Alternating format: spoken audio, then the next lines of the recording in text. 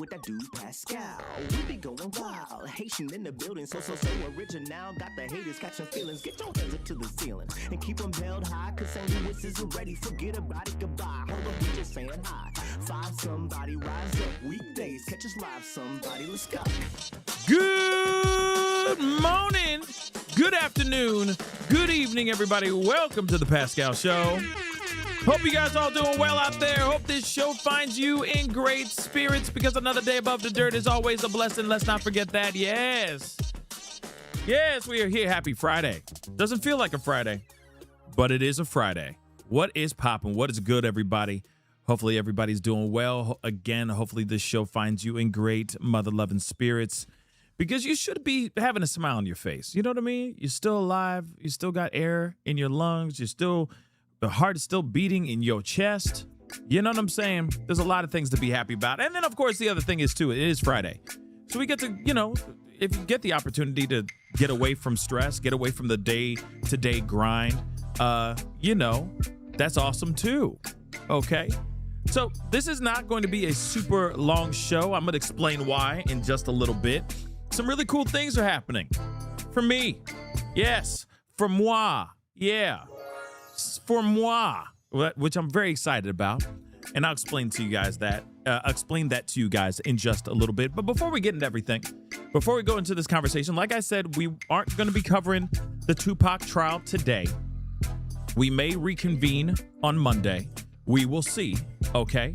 But we will see, all right? So please do me a favor. Hit that like button down below. Crush the do-it-a-do. Hit that reaction button if you're watching on these other platforms. If you are watching on these other platforms like Facebook, X/Twitter, Instagram, TikTok, Rumble, Twitch, Kick. I'm on all them mugs, so make sure you hit that follow button. Follow.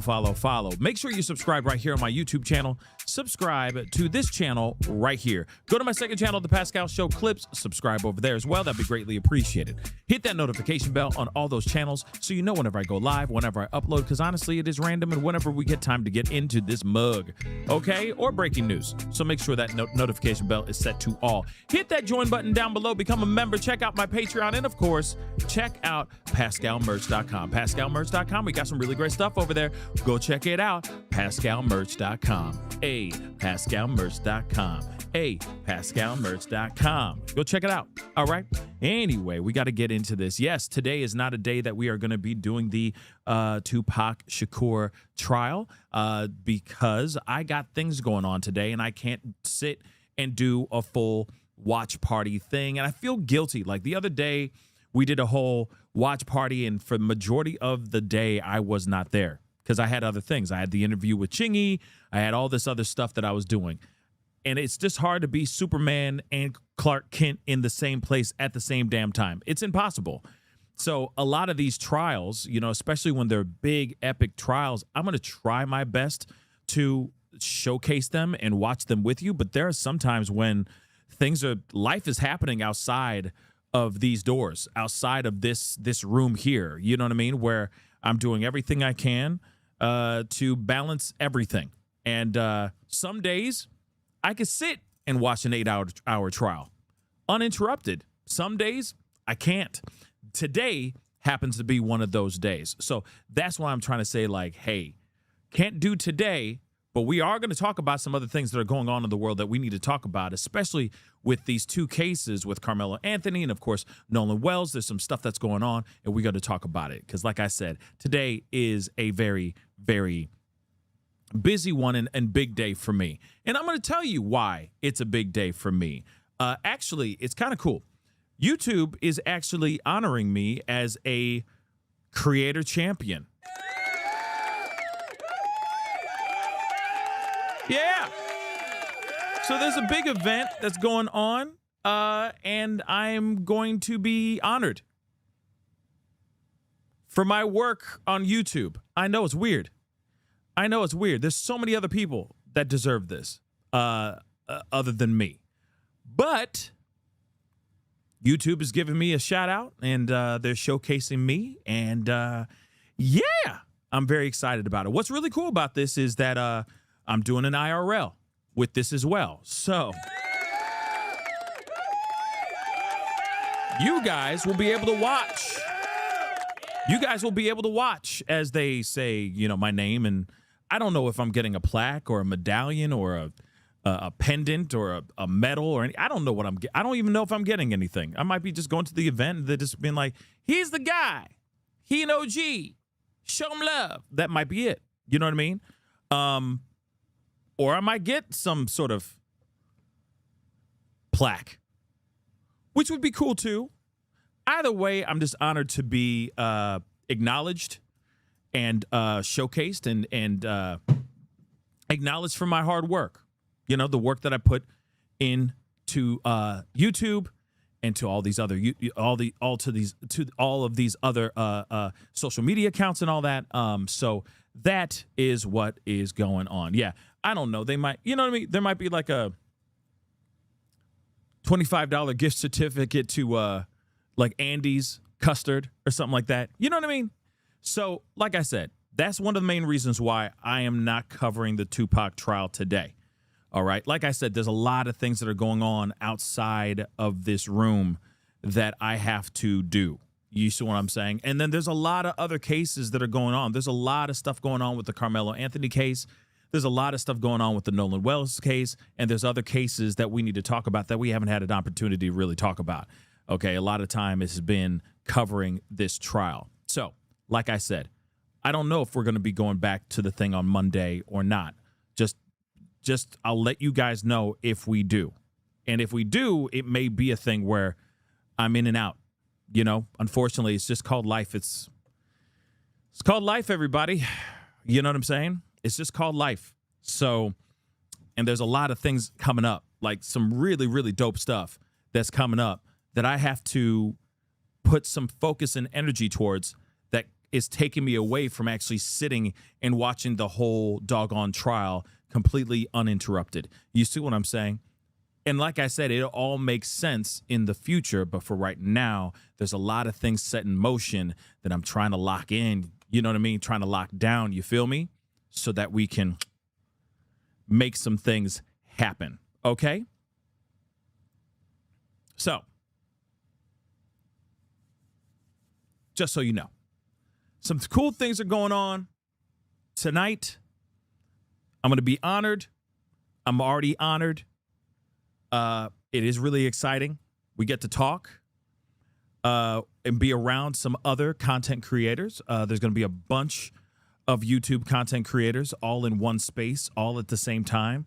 So that's going to be going on tomorrow, and I can't wait to share that stuff with you. Or not tomorrow, I'm sorry. That's going to be happening tonight, and I can't wait to share that time with you guys. You guys are going to be able to come with me and share that experience. It's going to be a little IRL stuff. Like I said, there's a lot of IRL stuff that's coming up in the near future, and this happens to be one of them, just so you know.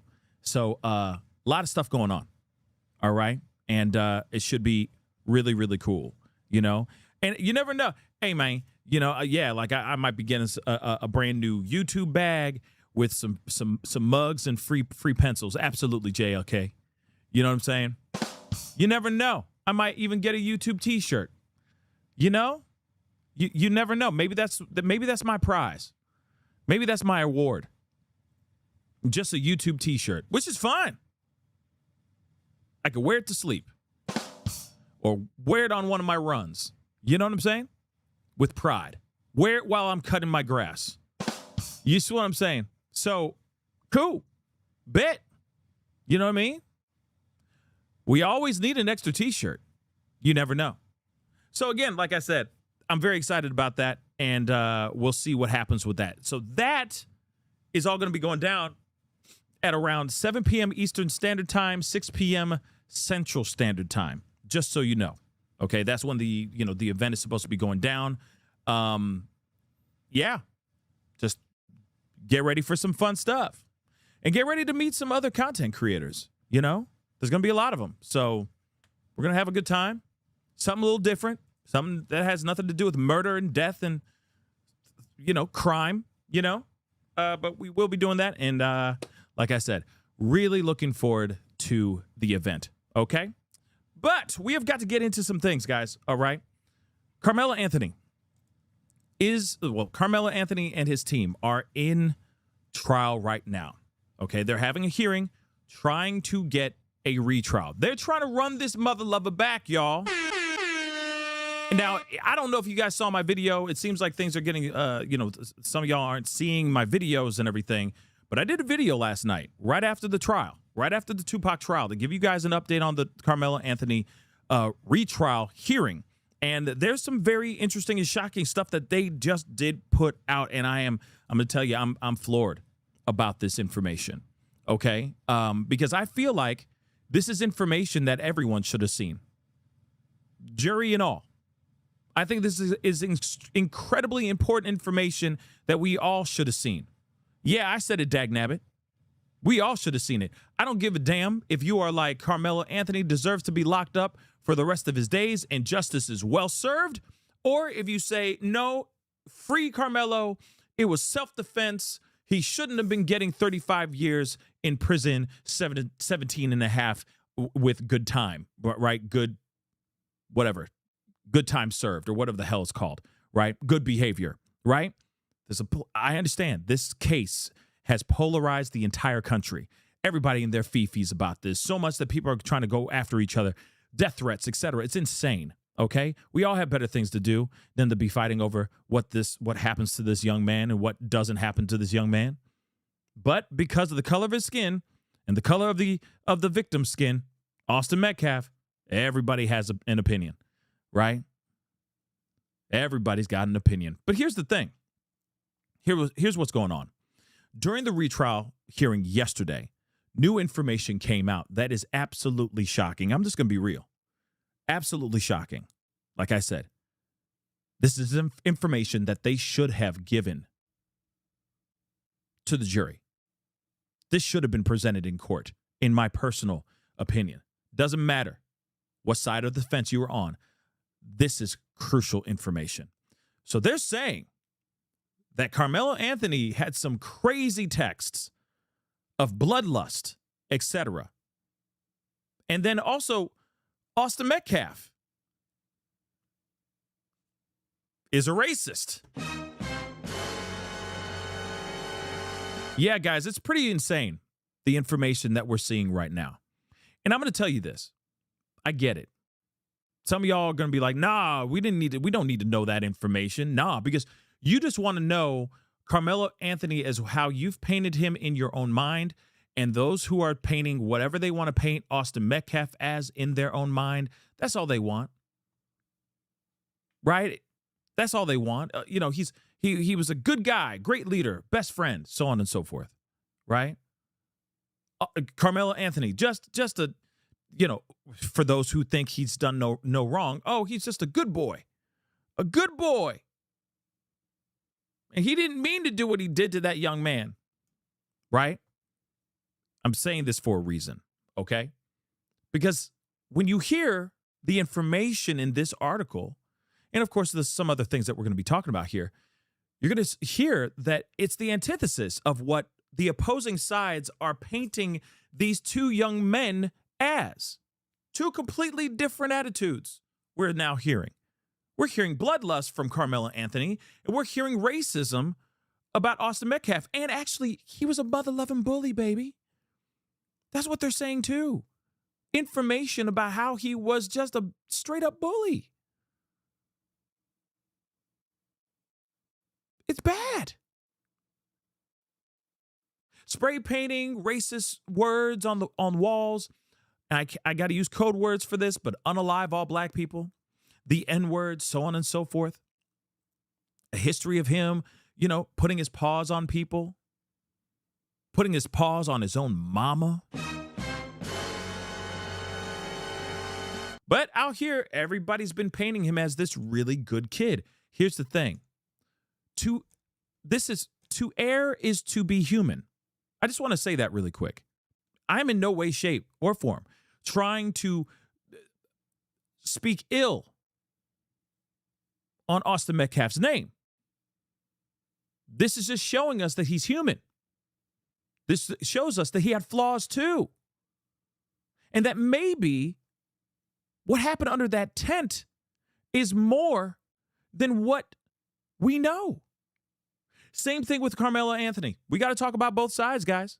Carmelo Anthony speaking about sending text messages to a girl saying, hey, to his ex-girlfriend or girlfriend at the time, who is now his ex-girlfriend, basically saying, yeah, I want to strike somebody, okay, with a sharp object, with a knife, and lick the blood off the blade.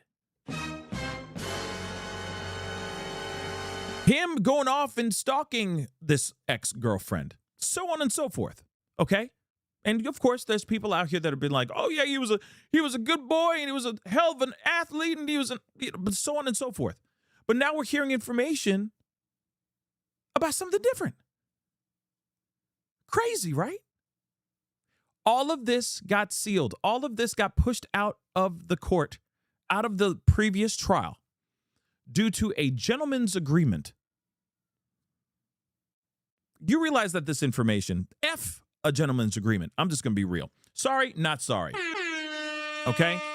F a gentleman's agreement. You mean to tell me that this information that could have been crucial in this entire trial, it doesn't matter whether it makes Karmelo look even more monstrous or it makes Austin Metcalf look worse than he does, it's still facts. It's still info that could give us more incentive and more insight on why they went toe-to-toe underneath that tent. All this information that we're hearing now could be breadcrumbs that led to where they are in this situation right now. Austin Metcalf dead, Carmelo Anthony looking at, well, he's already been sentenced to some serious time behind bars. Like I said, 17 and a half years if he's a good boy. 35 if he has to sit through the rest of that time behind bars. It would make more sense when we hear that information. Okay? I think that this gentleman's agreement was a bunch of bullshnish. And why? Why, oh why, did, let's just say on the side of Carmelo Anthony's team at that time, why did they agree to do that? Like I said, seriously, why did they agree to say, yeah, let's do the gentleman's agreement? We ain't going to show that stuff. No. No. What? You might as well show warts and all so that the jury can come to a solid and concise and well-explained verdict, not all this smoking gun evidence. In my personal opinion, the smoking gun evidence on both sides of this case. They didn't get that stuff, so they just snuffed all that stuff out, took that all out. They gutted this damn thing and then just presented what they presented in this trial to a jury that didn't get the full picture. Like I said, like I've said before, it's like they got the corner pieces to the damn puzzle, but they didn't get the middle part at all. Who in their doggone minds would say that's the right choice? Gentleman's agreement. Let's hold out all this information that could explain some things on what happened underneath that tent. Remember, they've said race has nothing to do with this case. Nada, zilch, zippity doo dah. Now we're hearing some information here that there could have been more that was going on underneath that tent. Remember, too, okay, I'm going to say this and we're going to go into this article. Remember this as well. Every single kid that came forward during the trial and said, on behalf of Austin Metcalf, was basically painting him as like this, I don't know, this iconic figure. And I'm not sitting here saying that the kid wasn't a leader or a good guy or anything of that sort, but we're hearing information about his past that may be still him. That maybe he hasn't fully shook off those things. Why? Of all things, think about this, okay? Like I said, I'm just asking the questions, all right? We already know the question of why would Carmelo Anthony show up underneath that tent and, of course, have a knife on him? Why show up to a track meet with a knife? Why, right? Now we're getting some text messages, which are some interesting revelations, right? But then you look at Austin Metcalf. Why did he turn to the guy in the first doggone place and be like, "You're not supposed to be here, bro"? Why? Why? Could it be because of the history that we're about to unfold here, that we're going to look at here in a second? Because he has a history of being a bully? Because he has a history of being racist? Oh, shoot, let's not forget Austin Metcalf's dad. Woo-hoo, damn, baby. Let's not forget what Austin Metcalf's dad just started spouting out after the verdict, because he was feeling real good. He was like the cat who got the cream. He couldn't stop licking himself. All on that camera. All in that video, which was very telling. Was it not? This is the reason why your community is such and such. What kind of person is this? What the hell's that? All of this was super, super bad. All of it. This is a bad, tragic situation. Austin Metcalf should not have lost his life. Okay? Let's be real. He should not have lost his life. But now we got to understand why it went to where it went. They said racism had nothing to do with this, but then you hear stuff like this. Now people are starting to think that maybe Austin was walking towards him solely because of the color of his skin, solely because he saw something that he could attack him on, because he also has a history of being a bully as well. And he just wanted to get this kid out of there because he's territorial and because he's a bully, including his brother Hunter. You see what I'm saying? Information like this is extremely important and could also change how the jury sees Karmelo in this case. Crazy, right? I'd rather have warts and all so that the jury can figure out who is in the right and who is in the wrong and what they're going to do as far as charging him, convicting him of full murder or manslaughter or second degree or whatever it may be, right? Warts and all, y'all. Warts and all. But let's take a look at this article. This is insane. It's insane what we hear here. Insane. Slain high school athlete Austin Metcalf and his twin brother were allegedly caught spray painting racist graffiti, including, got to use code words, unalive all black people and the N-word, defense attorneys revealed. So, convicted killer Karmelo Anthony's defense team headed back to court Thursday for an appeal hearing, months after he has already been found guilty of taking the life of Austin Metcalf. So, the state and defense laid bare damning allegations about both Anthony and the Metcalf twins they had previously left out as part of a gentleman's agreement, quote unquote, to keep the information out of the murder trial in an effort to focus on what happened under the tent. But here's the thing, now. The information that we hear about what Austin Metcalf had done in his life leading up to the tent and the things that Karmelo Anthony was saying in text messages to his ex-girl and the fact that he was stalking her and all that stuff, all that information is important because it could be one of the reasons why things went off underneath that tent. You got a kid, you got Karmelo Anthony sending text messages to his ex-girlfriend basically saying he's got inner rage problems. He's got some issues. He said something along the lines of like, I'm on the verge of something. Like I'm low key on the verge of something. I forgot. We're gonna see it in this article here too. So you got a kid who's got literally this sounds like anger issues. He's got rage, inner rage, just boiling in his body, and then he shows up underneath that tent, and then you got Austin and Hunter, with all due respect, who are just two big guys. They're just bullies because, they're big, they're athletic, they're alpha. They have a history of being just buttholes, basically. They're underneath the tent. If you count Hunter, 3 worlds under one tent on a rainy, tragic day. Like I said, Austin should not have lost his life. But we need to understand why we got to where we are today.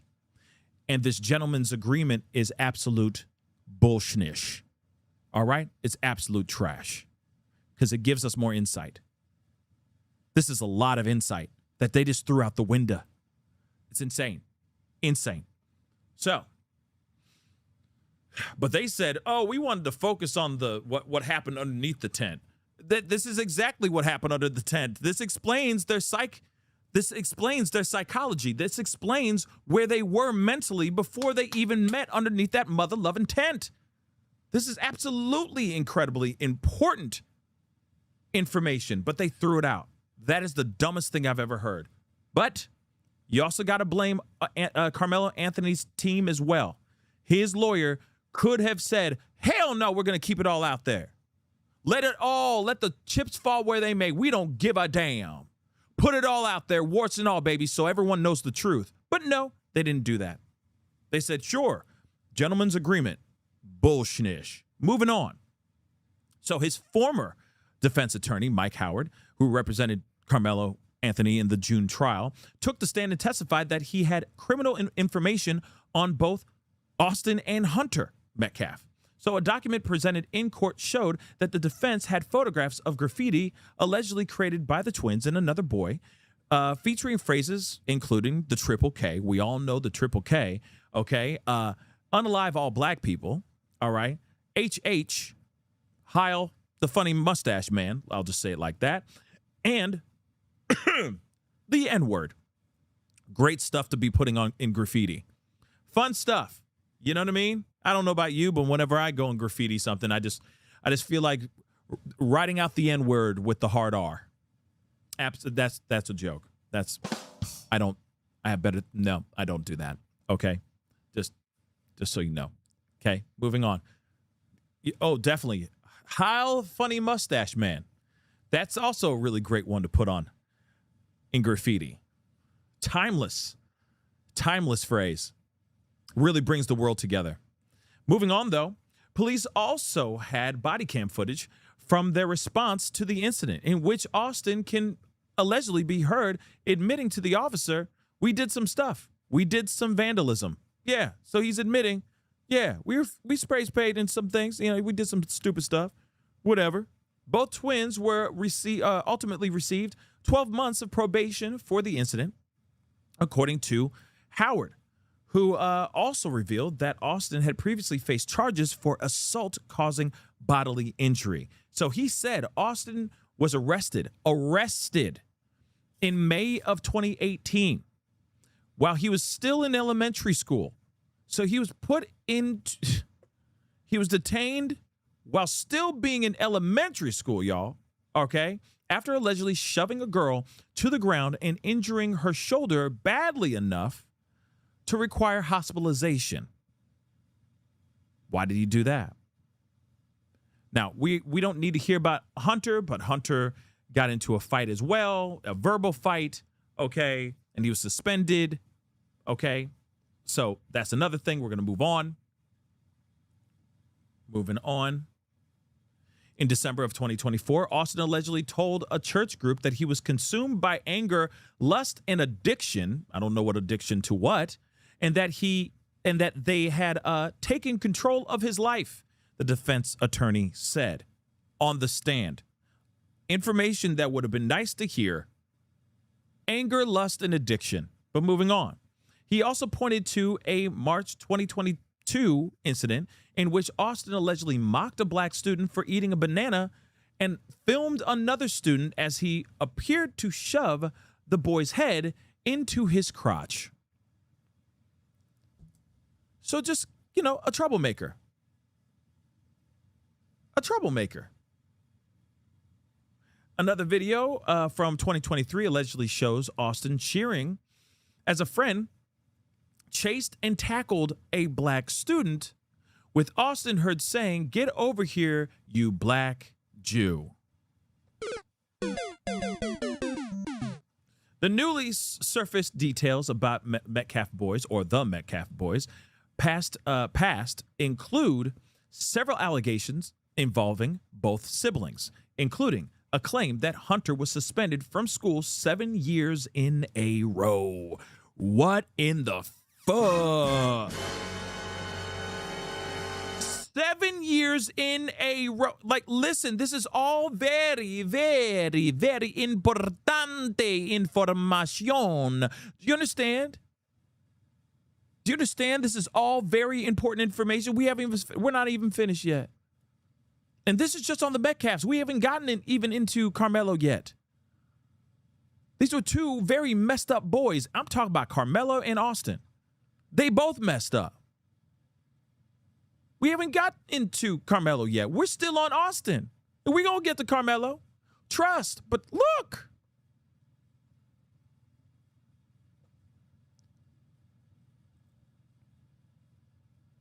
Seven years in a row. Now, mind you, Hunter is Hunter. Hunter has nothing to do with Austin Metcalf's demise, or does he?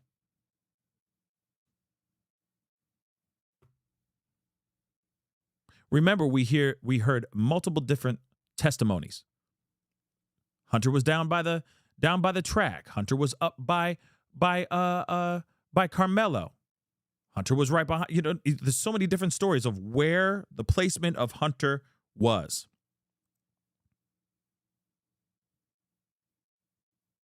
You got tall, strong, handsome, athletic young men who feel like they can do anything, right?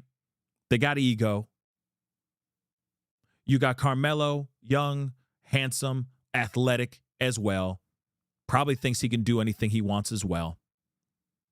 You got testosterone, you got ego, and they all met underneath a tent. One person, Karmelo, allegedly had rage issues. As he's walking in, that's his timeline, as he walks into underneath that tent. And then you got two boys, the Metcalf boys, that were known to be bullies, known to be jerks, known to be troublemakers. So much that you have one of the other kids, one of the twins, Hunter, being suspended from school 7 years in a row. So a lot of behavioral problems going on here, don't you think? On both sides. On both sides. We haven't even got into Karmelo yet. Don't worry. We're going to get to it. So, 7 years in a row, Hunter has been suspended. We ain't even here to talk about Hunter, but he's to be part of the conversation here. So Hunter would kind of start something, and then Austin would kind of come in to finish it. This is what Howard said. Isn't that kind of what happened with the Carmelo Anthony situation with Austin Metcalf and Hunter Metcalf? Austin was like, yo, you're not supposed to be here, bro, right? Hunter came in a little bit later. Yeah, bro, what are you doing here, bro? Right? And then they're roasting him and they're talking ish to Karmelo. Carmelo's like, yo, you step any further, you feel me?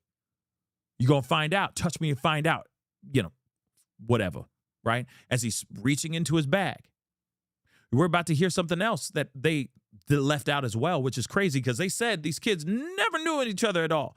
They didn't know each other from a can of paint. Didn't know each other from Adam. But apparently, Carmelo Anthony knew who Austin Metcalf was way before this whole incident went down, which is also very interesting. Not saying that they were like chummy and knew each other by first name, but he recognized the guy. We're going to talk about that here too. Moving on, though, Howard told the court that both twins were once ejected from a high school football game, though he did not specify when. He also made the startling claim that either Hunter or Austin had once grabbed their mother by the dumb throat. Yeah, buddy. Hold on. I am parched. Interesting. Grabbing the mother, their own mother. The one that brought them into the damn world, down by the throat. Grabbed her by the throat. Come on, guys. They left all of this out. They left all of this out. Come on now. Come on now. Now I blame Austin Metcalf. I'm not Austin Metcalf. Now I blame Carmelo Anthony's lawyer. I'm glad he got fired. Have mercy. You left all this out? Sheesh.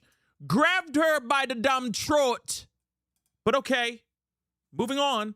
He said Hunter had been banned from a classroom the day before the deadly track meet. Hunter. And had also sent text messages about jumping students from Independence High School at another track meet. The fuck? Like, come on now. Come on now. So, all right. In several emails, parents of cheerleaders at the Twins high school allegedly said that they were afraid of Austin and Hunter. Cheerleaders, females, little girls, not other kids, not other boys at the school. You know what I'm saying? Like the nerdy Sam. You know what I mean? Or the nerdy kid at the school that's worried about getting bullied and harassed by the, oh God, here comes the Metcalf twins. No, it's cheerleaders that are worried and afraid of the Metcalf twins. What? Claiming their behavior was getting out of hand and that nothing was being done about it. Come on. Come on, fam. Come on. All this information was left out. Why not? Why? Why was it left out? All of this is crucial information. Crucial. Crucial. In my personal opinion. And then people are going, oh yeah, that trial was absolutely fair. This information would have been, I think it was like, okay, this would have been fair. All of it, including Carmelo Anthony's information too. Let's not forget, we haven't gotten into Carmelo yet. I know some of y'all already, your panties are already wound up in a bunch. How dare you just talk terrible about the Metcalf boy? I'm just reading what's being said here about information and facts and evidence that was thrown out before this trial. Okay?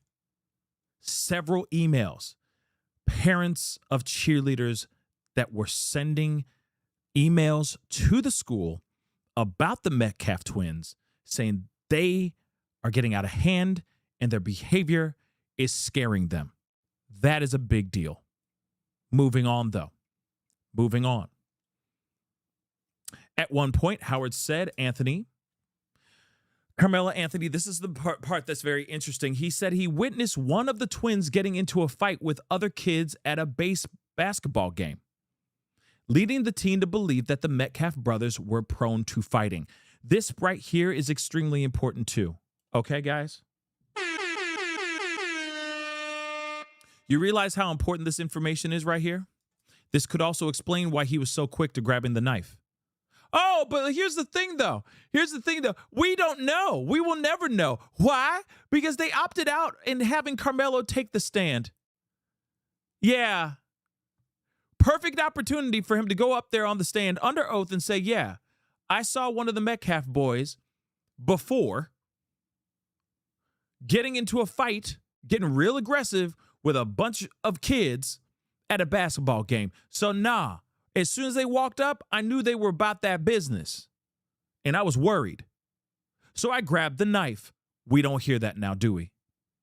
See what I'm saying? Information, again, this could be a fat ass lie.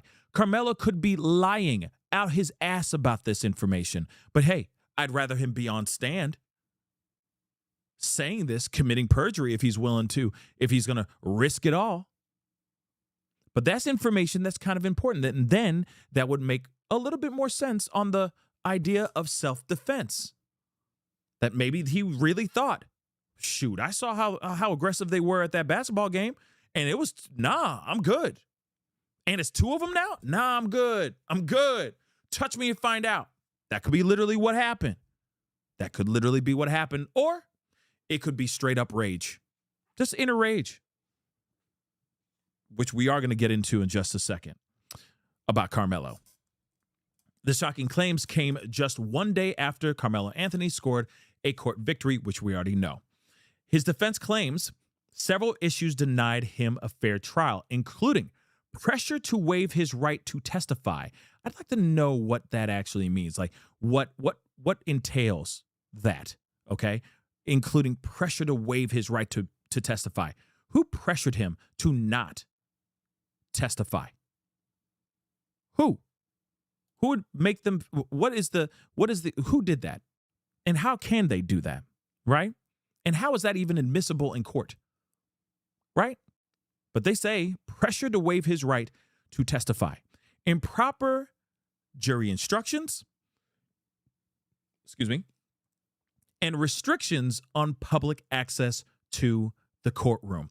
Now, two things, okay? I don't know about this improper jury instructions. That's one thing I'd like to know a little bit more of. Of course, I'm not a lawyer, all right, but that is something I'm very curious about. And instructions on public access to the courtroom. Public access to the courtroom. Okay, bet.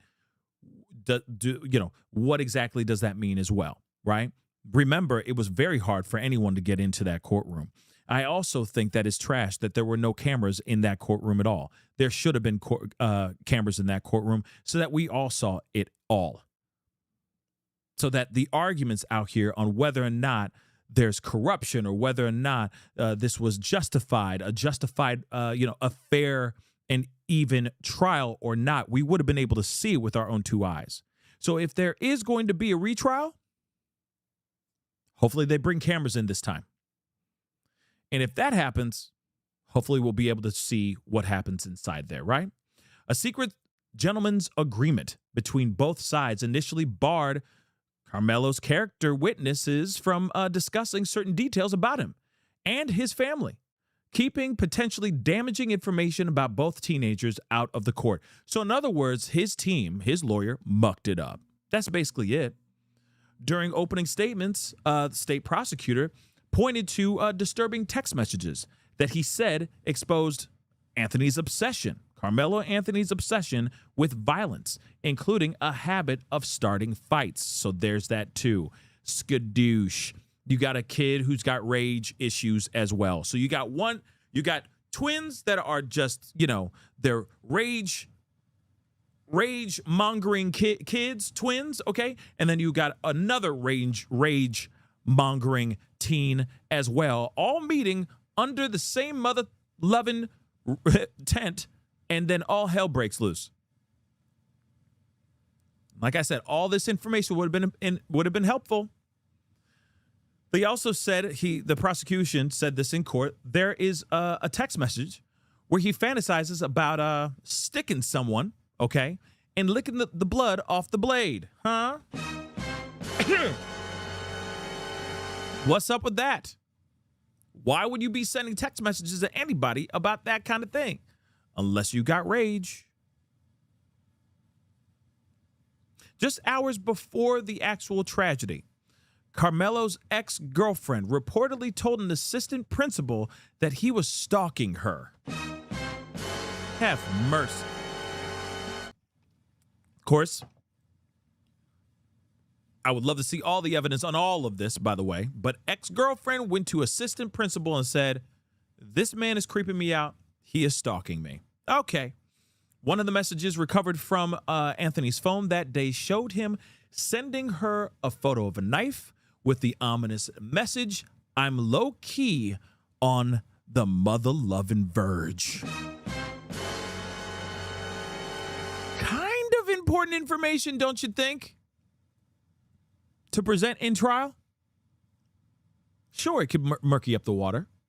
Sure, it could even solidify people's perspective on this situation, that he's exactly where he needs to be, that the sentencing that he received is absolutely justified. Or they might be seeing this as you got a bunch of kids that all have rage, behavioral issues, meeting under the same roof, under the same tent at the same time. Bad things happened.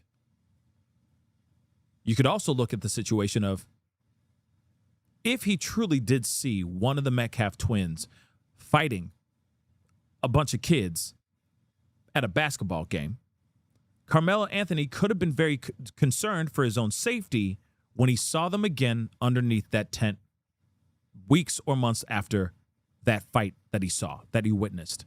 He could literally be like, yo, they're going to want to jump me, and grabbing his knife. Not saying that this is justified. I'm just saying this is what they could have been arguing or presenting to the jury, and they didn't. They threw all this stuff out the window, which I think is very dumb and a very dumb move for Carmelo Anthony's team, his previous team. All right? Remember, he still says he's the one who attacked. He's the one who stabbed Austin. Let's not forget that. All right?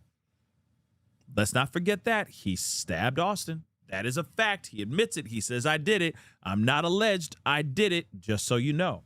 So prosecution also said that while living in Baton Rouge, okay, Louisiana, his parents enrolled him in a special LSU program for children who struggle to control their aggression and keep their hands to themselves.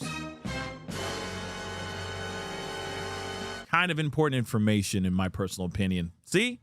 Not great.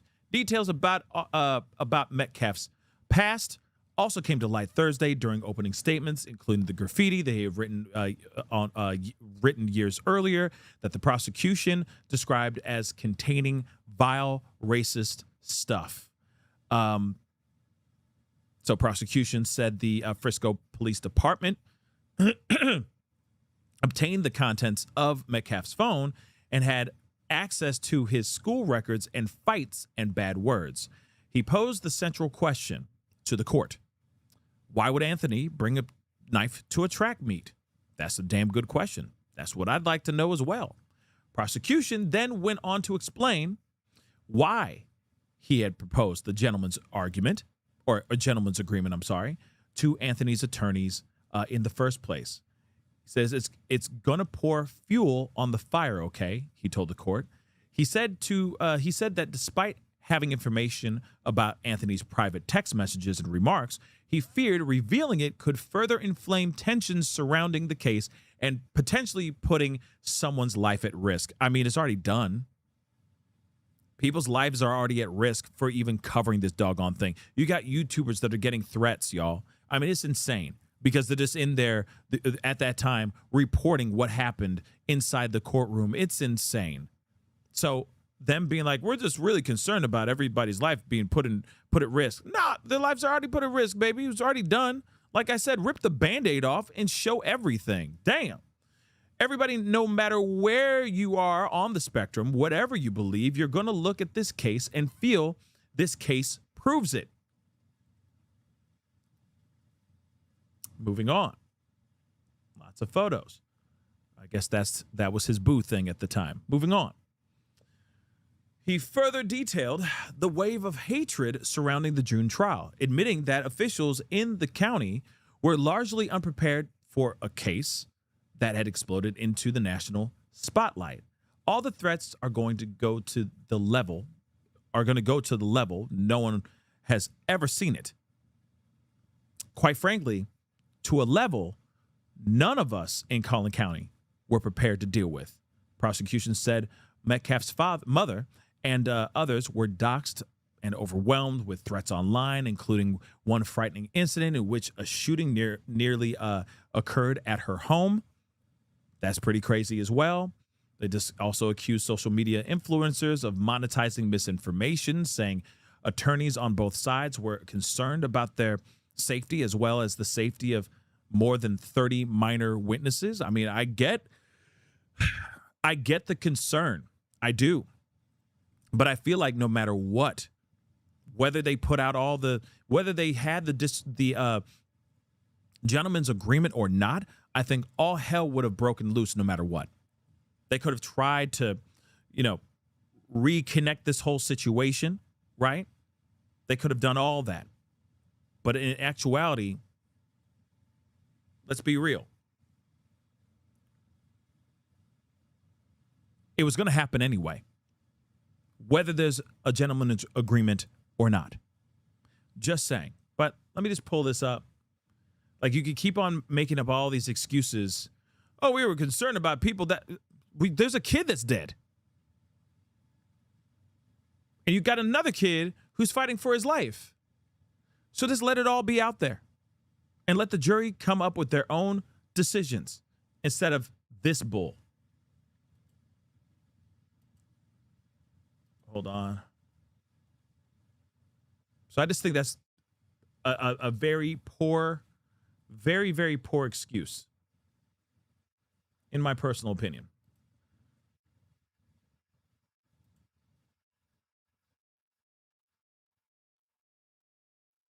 What? Okay. Come on.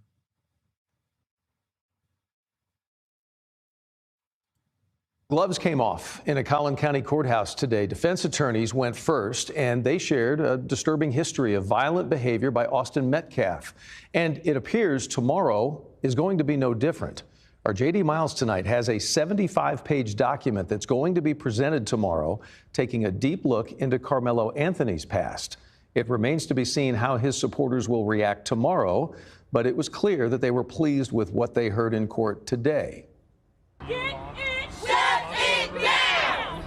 There were chants and cheers outside the Collin County Courthouse this evening when the hearing over whether Karmelo Anthony should get a new trial wrapped up its first day.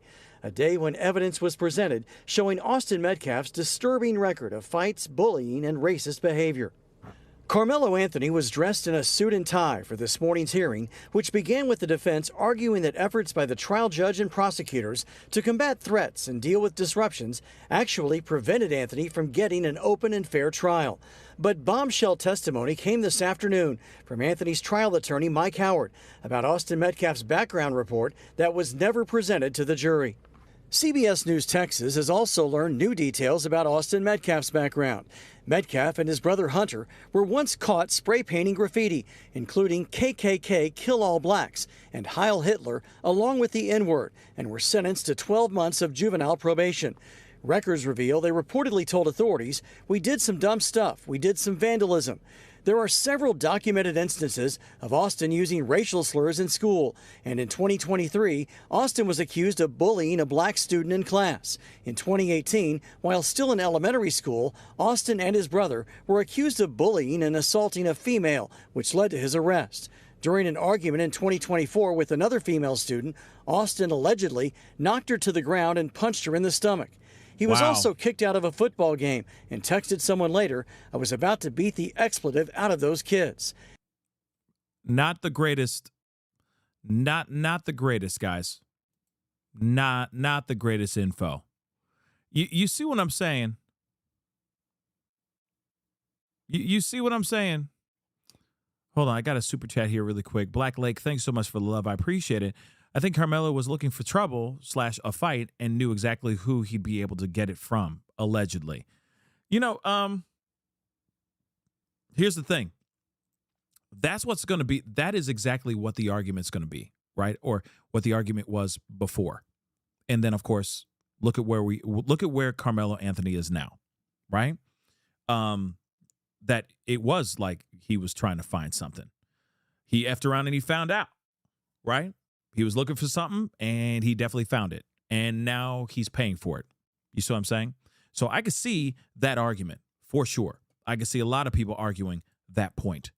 But at the same time, the question is, was it really him trying to F around and find out? Or was it a situation where he's like, hey, I've seen this guy before, or one of these guys before. Now both of them are looking at me. They're both coming at me in some type of way, verbally. They're not attacking him yet. And he's feeling some type of way about that, right? And, of course, he's grabbing his knife. But then at the same time, we're going to hear in a little bit, like we just talked about a second ago, that there's a history of him. There's text messages that he was sending to his own girl, which is weird that you would send those text messages to his girl. Now, you never know. Maybe those text messages are taken out of context. They could very well be. He could have been saying those things in jest. I don't know. It doesn't sound like that is the case to me, but still got to leave that on the table. You got these guys who are very aggressive, clearly extremely aggressive kids. They all met under one roof, under one tent. I mean, like I said, it's not my place to make the decision on what the verdict is for Karmelo. All I can say is that the information here that they are presenting now would have been really helpful, I feel, for the jury to make their decision on whether it is self-defense or not, whether this was something that was done with malicious intent or that it was, premeditated before he even walked onto the bleachers and underneath that tent. You see what I'm saying? That's why I feel like I think that there should be a retrial, especially when you have information like this that was never presented. And here's the thing. If it is ruled that they don't do a retrial, straight up, it's Carmelo Anthony's team's fault. That's it. You can't look at prosecution. You for damn sure can't even look at the judge. At the end of the day, Carmelo Anthony's team, his lawyer, Mike Howard, he dropped the ball. Like I said, they should have taken the risk and put all that information out there for everyone to know fully what Austin Metcalf was like and fully what Carmelo Anthony was like, and letting them come to their conclusion then and their verdict then. But they didn't do that. They didn't. And it turned into a landslide.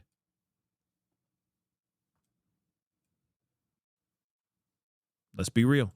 At a previous track meet, when another student alerted Austin that someone not on their team, quote, behind our bench was talking wild, Austin reportedly replied, "Kill that MF."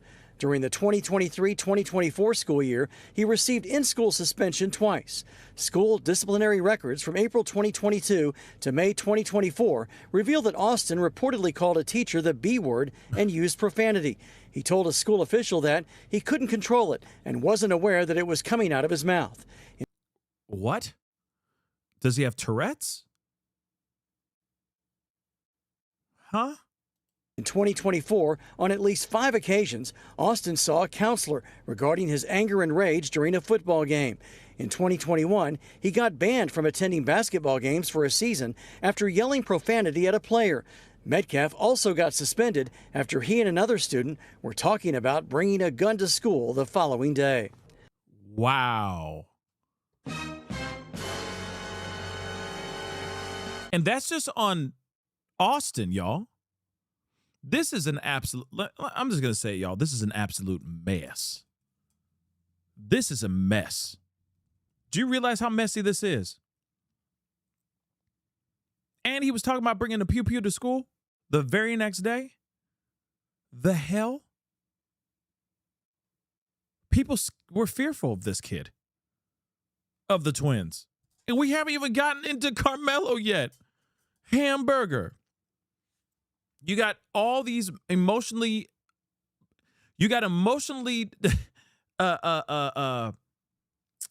what's the word?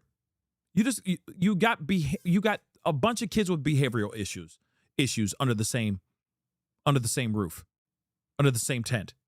That's basically it. Ego, testosterone, rage, for whatever reason why they have rage. I mean, unless it's puberty. It just doesn't make sense. Oh, boy. Wow. But the never-before-released details of Anthony's early years in Louisiana up to the day of his arrest for murder are also disturbing.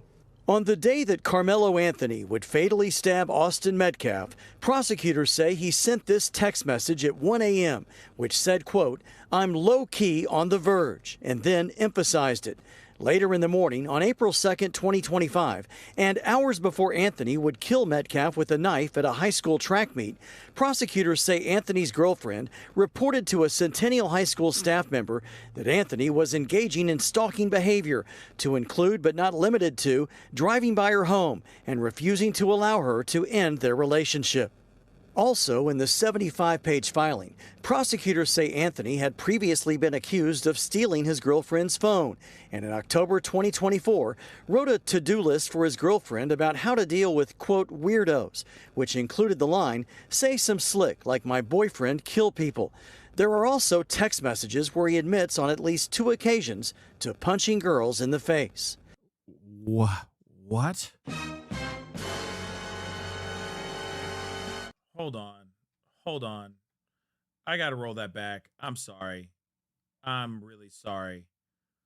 I am really, what the fuck? Okay. All right. It's Friday, guys. It's Friday. What?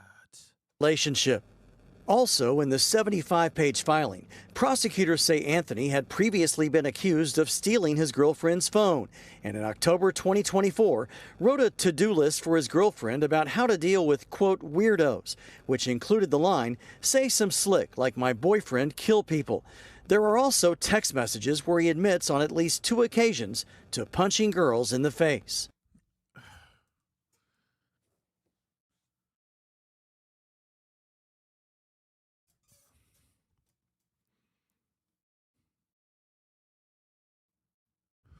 Boy.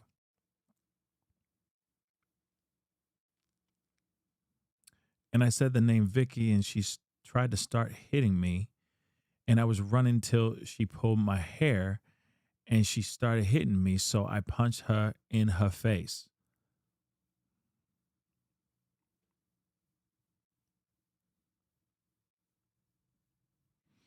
Yeah, it's not great. This is not good stuff either, but important, very important. It's not great. That's not great. Okay, it's not great, but important information. Like I said, importante información. Prosecutors also found text messages from 2021 between Anthony and another student about robbing someone of $300. There are also text messages where Anthony talks about a fight and punching someone so hard he had to stop fighting. In 2023, prosecutors say Anthony told a friend he was going to vandalize someone's house in Austin, saying, quote, "I just feel like it. I got a grudge."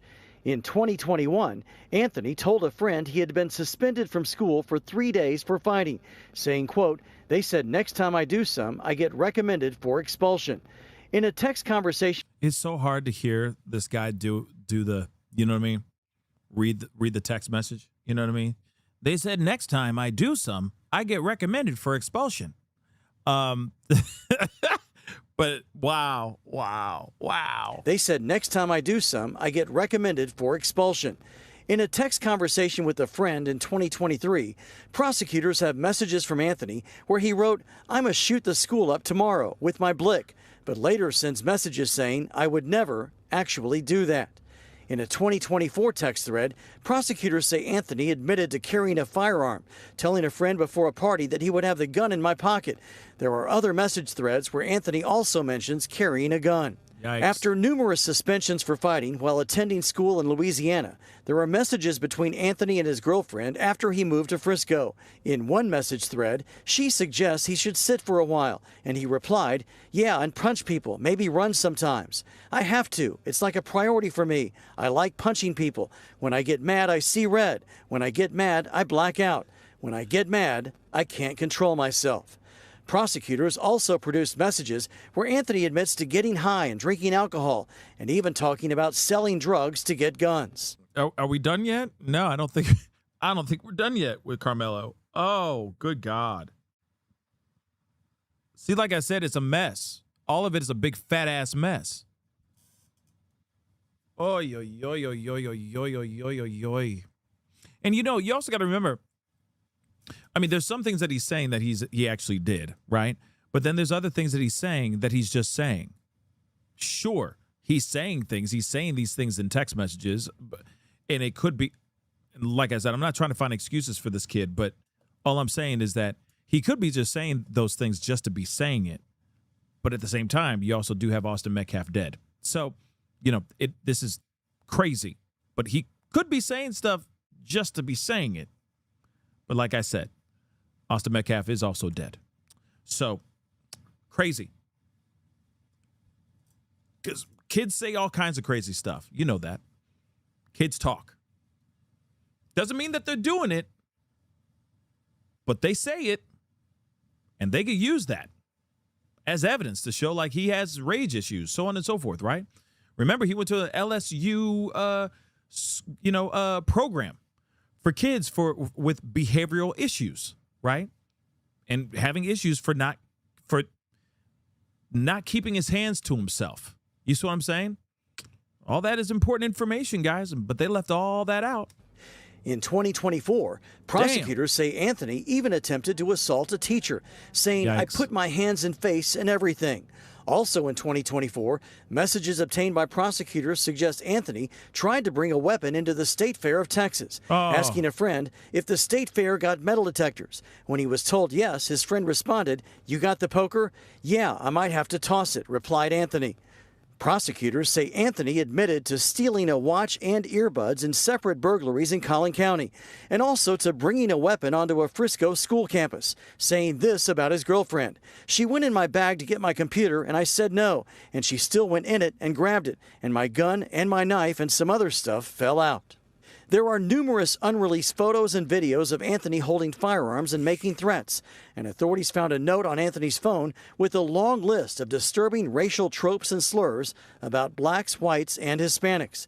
In one message thread, I mean, he was going off on his own race. You know what I mean? So that's not full. No, I'm just kidding. I'm totally kidding. I'm kidding. Wow, he really did. And I just paused it right there. He just said, "I hate." Wow. So these kids all had issues. They all had issues. I'm gonna roll that back. making threats, and authorities found a note on Anthony's phone with a long list of disturbing racial tropes and slurs about blacks, whites, and Hispanics.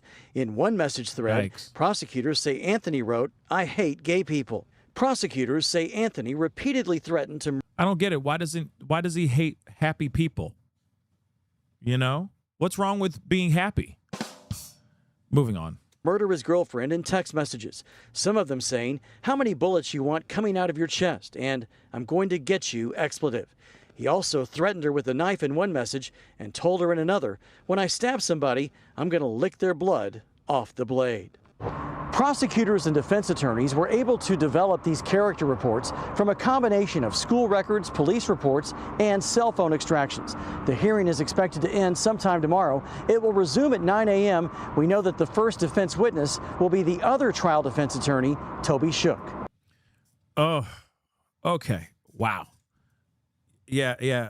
I think everybody was a little racist in this case. That's what it sounds like to me. Everybody's a little racist sometimes. Yeah, this is nuts. I'm just going to keep it real. Let's take a look at this. Have mercy. Later this morning, Karmelo Anthony and his legal team will be back in court fighting for a new trial. And there are some questions if new details could help his case. Janelle Fort is live at the Collin County Courthouse getting perspective from a legal expert. Good morning, Janelle. All of it's bad. Good morning to you, Dia and Matt. Well, the big thing we learned yesterday is just how much information in this case the jury never got to hear. And Anthony's attorneys say that the way that evidence was handled changed the course of this trial. So here to break it all down, to contextualize this for us this morning, is our legal expert, Jeremy Rosenthal. Thank you so much for being here with us. I want to start talking kind of about yesterday. So a lot of evidence came out yesterday, both sides, Austin Metcalf and Karmelo Anthony.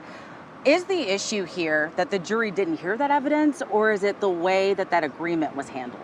I think what the defense would tell you is that the vast majority of this evidence would have come in if we had offered it, but we didn't offer it because we thought we had a deal.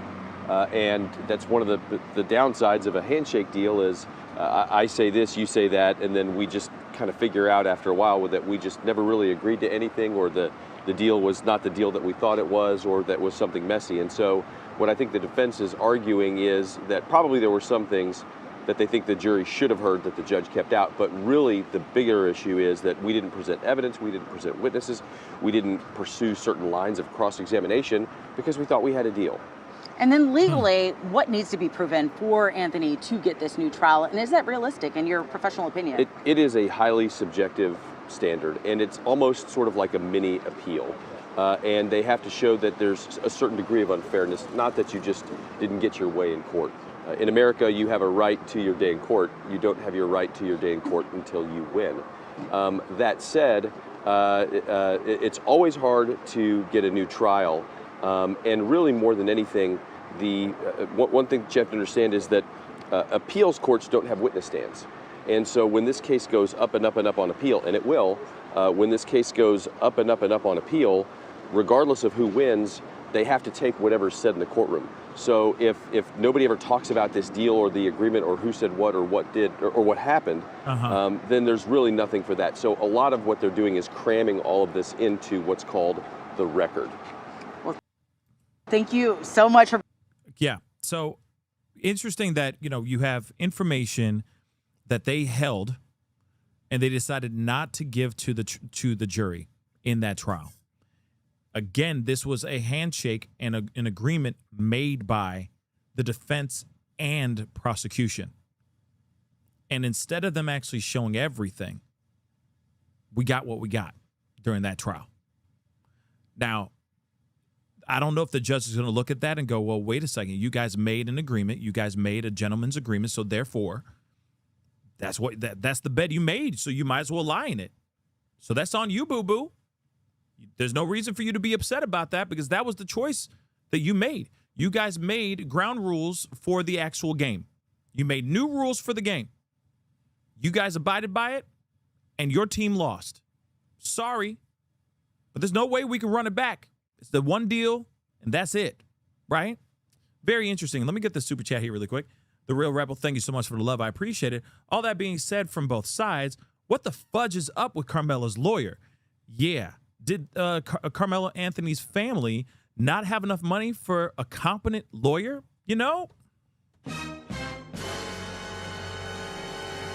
That's a damn good question. You want to know something? I'd like to know that as well. Because here's the thing. And no, this is not me being like, ooh, I'm pocket watching because I don't believe that they used all their money that they raised off of the GoFundMe and blah, blah, blah, because I'm pocket watching. Nah. F all that noise, put all that crap to the side. However they use that money is how they use that money. I don't give a damn, okay? That's not my problem. That's not my focus, all right? Everybody else and their mama's doing that too. Not only just the Karmelo Anthony's family, but also Nolan Wells' family, which is also absolutely insane in itself, okay? And we do have to briefly talk about Nolan Wells here in just a little bit. But here's the thing, all right? They hired this lawyer. And this is exactly what we got. Or this is exactly what they got, I'm sorry. This is exactly what they asked for. Like I said, they hired this dude. He came in. He said he's going to fight tooth and nail for Karmelo. And then there was an opportunity for this lawyer to step up and at least say a few objections, right? He could at least set a few objections. And what happened, baby? What happened? Okay, I'll answer for you. Not a damn thing. Nothing happened. He still lost. Still found guilty of murder, by the way. And now he's going to be locked up potentially for a good portion of his youth, a good portion of his life. I'm sorry. You raise all that money and then you hire that dude. And that dude goes and says, yeah, let's do a gentleman handshake. Let's do a little agreement between gentlemen. We ain't going to talk about this, that, and the third. That's fine. That's the dumbest thing. If you notice, that's now the information that his new team is presenting and going, hey, here's the new information. In case you didn't know, here's all the information, warts and all. Doesn't matter if this makes Karmelo look good or make him look even worse. We're going to give it all now. And we're going to do the same damn thing to Austin as well. So you see both sides are crazy kids. They all have their own, handbasket full of nuttiness individually. And then you put them underneath a tent and see what happens. They wasted a lot of money on a lawyer that didn't even do, I feel, didn't do their damn job. Just saying that, okay? Just saying that. I also will say this too. Any good lawyer could go with that agreement thinking that's going to go a certain way, and it didn't, and it doesn't go that way. So even the best of the best and the worst of the worst lawyers could go down that route being like, yep, gentlemen's agreement, fine, we won't pull out that information, you won't pull out that information.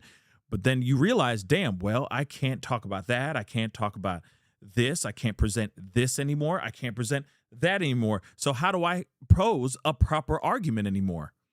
Well, we'll figure it out. Then trial comes. Prosecution comes in with a tidal wave of stuff. And it's nothing but perspectives, eyewitness accounts of what these kids saw or what they allegedly saw. And what does defense do? Maybe 6 individuals stepped up, if I remember correctly. 2 of them were debunked right on the stand. Not the greatest look. Not the greatest look. Nirvana, thank you so much. Appreciate it. Thank you. Why weren't any of Karmelo's texts reported to police or their parents if they're real and so horrific? I don't see any convictions stemming from texts. You're right. You're right. It's interesting that all that stuff has come out, and it's like, well, they could have been like, well, it's a lot of, maybe it doesn't land in any lines of anything. It could just be a kid talking. Could be a kid just talking big game, trying to make himself sound like he's just like, you know, I'm so alpha. You know what I mean? Like, you step to me, bro. You know what I mean? He could be doing all that just to front. You got to remember, because I'm sure he's not sending these kind of text messages to certain friends. He's probably sending these text messages to certain certain friends, if he gets what I'm saying, right? Probably kids that he knows around, you know, around the neighborhood or outside of the neighborhood that he knows that maybe don't go to his school, but he hangs out with those kids because he wants to look like he's, you know, that he's more tough, he's more street. Maybe that's what it is. You see what I'm saying? And then he's also talking to his girl, and he's trying to look like he's just like the big ding-a-ling, you know what I mean? Super alpha, right? He gangsta. He's straight gutter. Let me explain to you. Let me show you how gutter I am by doing X, Y, and Z. You see what I'm saying? So it could be that too, right? Doesn't exonerate him. It doesn't make him more guilty. All I'm saying is he could have just been out there saying stuff for the sake of saying stuff. And you also got to remember, you know, there are some text messages that can be connected timeline-wise to things that he did do, right? If he did put his hands on a principal or a teacher and he says that in a text message, they can connect those moments. But if it's like, oh yeah, you know, I'm about to beat the crap out of X, you know, this particular person, but that incident never happened, then that could just be him talking-ish for the sake of talking-ish. You see what I'm saying? He talks a big game, but not much follow-up, right? That could be it too. But moving on. Nate Coleman, thank you so much for the love. I appreciate it. If he knew about Austin, why did he take a 5-inch blade to Austin's team tent, sit behind him, then refuse to leave for several minutes? That's a damn good question too, baby. That's what I'd like to know too. And see, that's a good argument right there. See, prosecution would really love that question, Nate. Would love that question. I wish I could pull it up, and my computer's tripping. When I lost the feed in the very first 2 minutes of us trying to go live, everything's all jacked up. So I can't pull up the question, but that's a damn good question. That's a very, very good question. I'm going to repeat it again, and I appreciate the question. If he knew about Austin, you know, when he allegedly saw him at a fight, okay, fighting some kids, or he says one of the twins, so maybe he couldn't tell if it was Hunter or Austin, but they look fairly the same, right? So they're twins. So he saw one of the twins fighting somebody at a basketball game, right? Why did he take this 5-inch blade over to Austin's team tent, sit underneath the tent, okay, then refuse to leave for several minutes? And instantly, if I'm concerned, I'm just going to be like, yo, I bet, man, say less. Damn, I'm just hanging out with my boy. And if my boy ain't even stepping up to speak for me on my behalf, we ain't friends anymore. You see what I'm saying? And I'll be like, okay, F you too, bro. I'm out. You don't have to be a dick. Bye. And I'm leaving. I'm not grabbing into my bag and saying, step up and see what happens. But here's the thing. That's the difference between a grown-ass man and a 17-year-old boy that is too busy trying to stand his own ground in the realms of manliness or manhood, right? There's ego involved. There's testosterone. There's who's more manly, right? Like I said, I'm not justifying what Karmelo did. All I'm saying is, in that moment, with a kid who's already has a history of talking-ish, right, in text messages and all that, right, from what we saw, he may have been like, I'm not stepping down from this boy. Shoot. Go ahead, say something, bro. Yeah, I remember your football team, your football season. Your football season sucked. Yeah, I said it, and I saw it with my own two eyes. It was trash.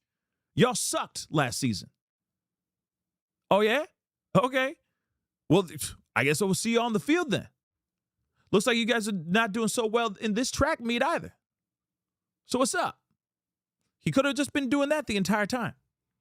Throwing back, verbal jabs, right, at each other back and forth. Austin's trying to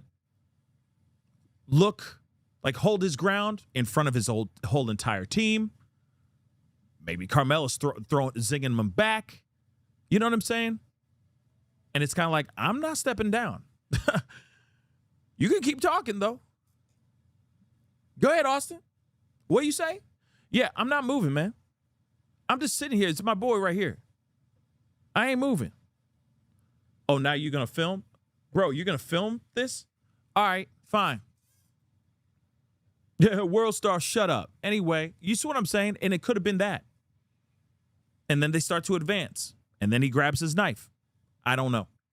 And he's like, I'm not stepping down. I'm not about to walk away when people are acting like they're pulling out their phones. And this turns into a viral moment and all the schools start making fun of me for stepping down, right? I'm not backing down. I'm going to stand right up. And maybe that's what happened.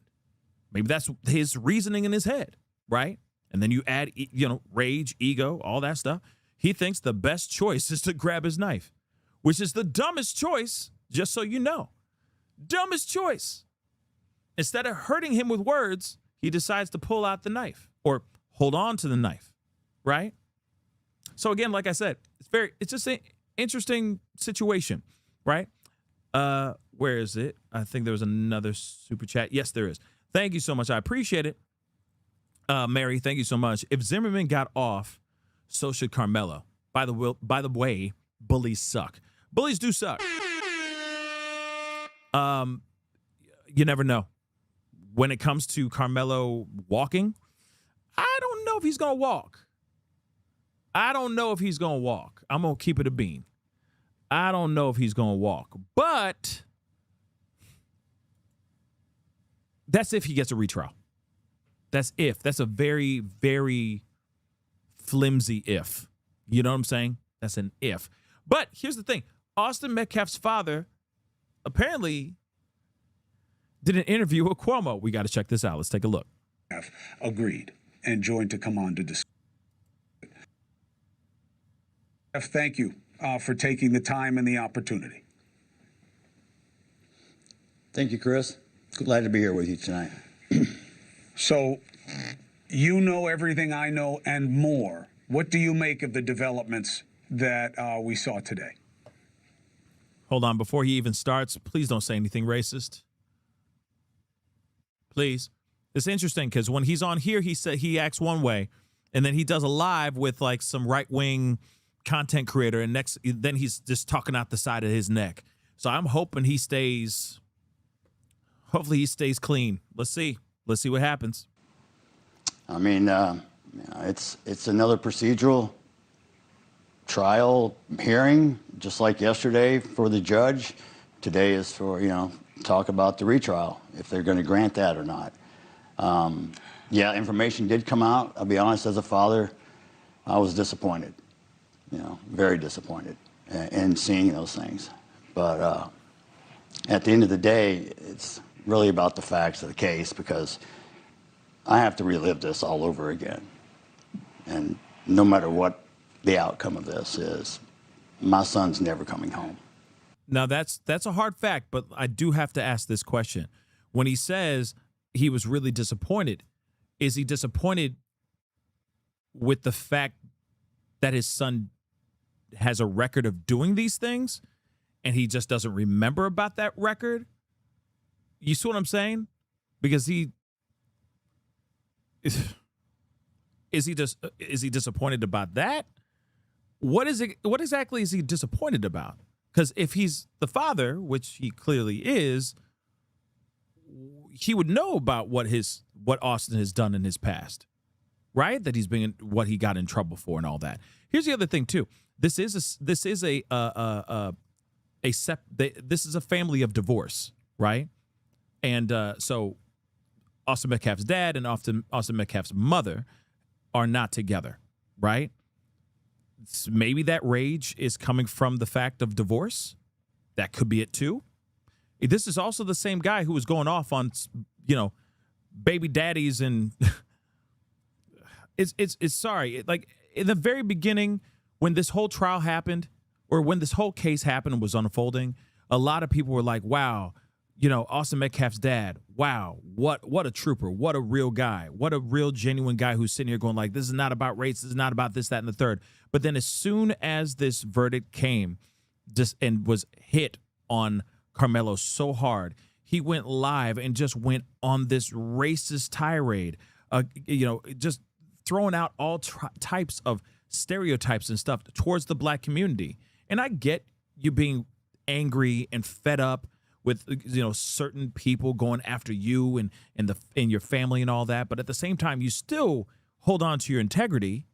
You still hold on to some semblance of respect. You see what I'm saying? Because the social media mob is just a social media mob. You see what I'm saying? So again, it's just wild. But when that first happened, it was like, wow,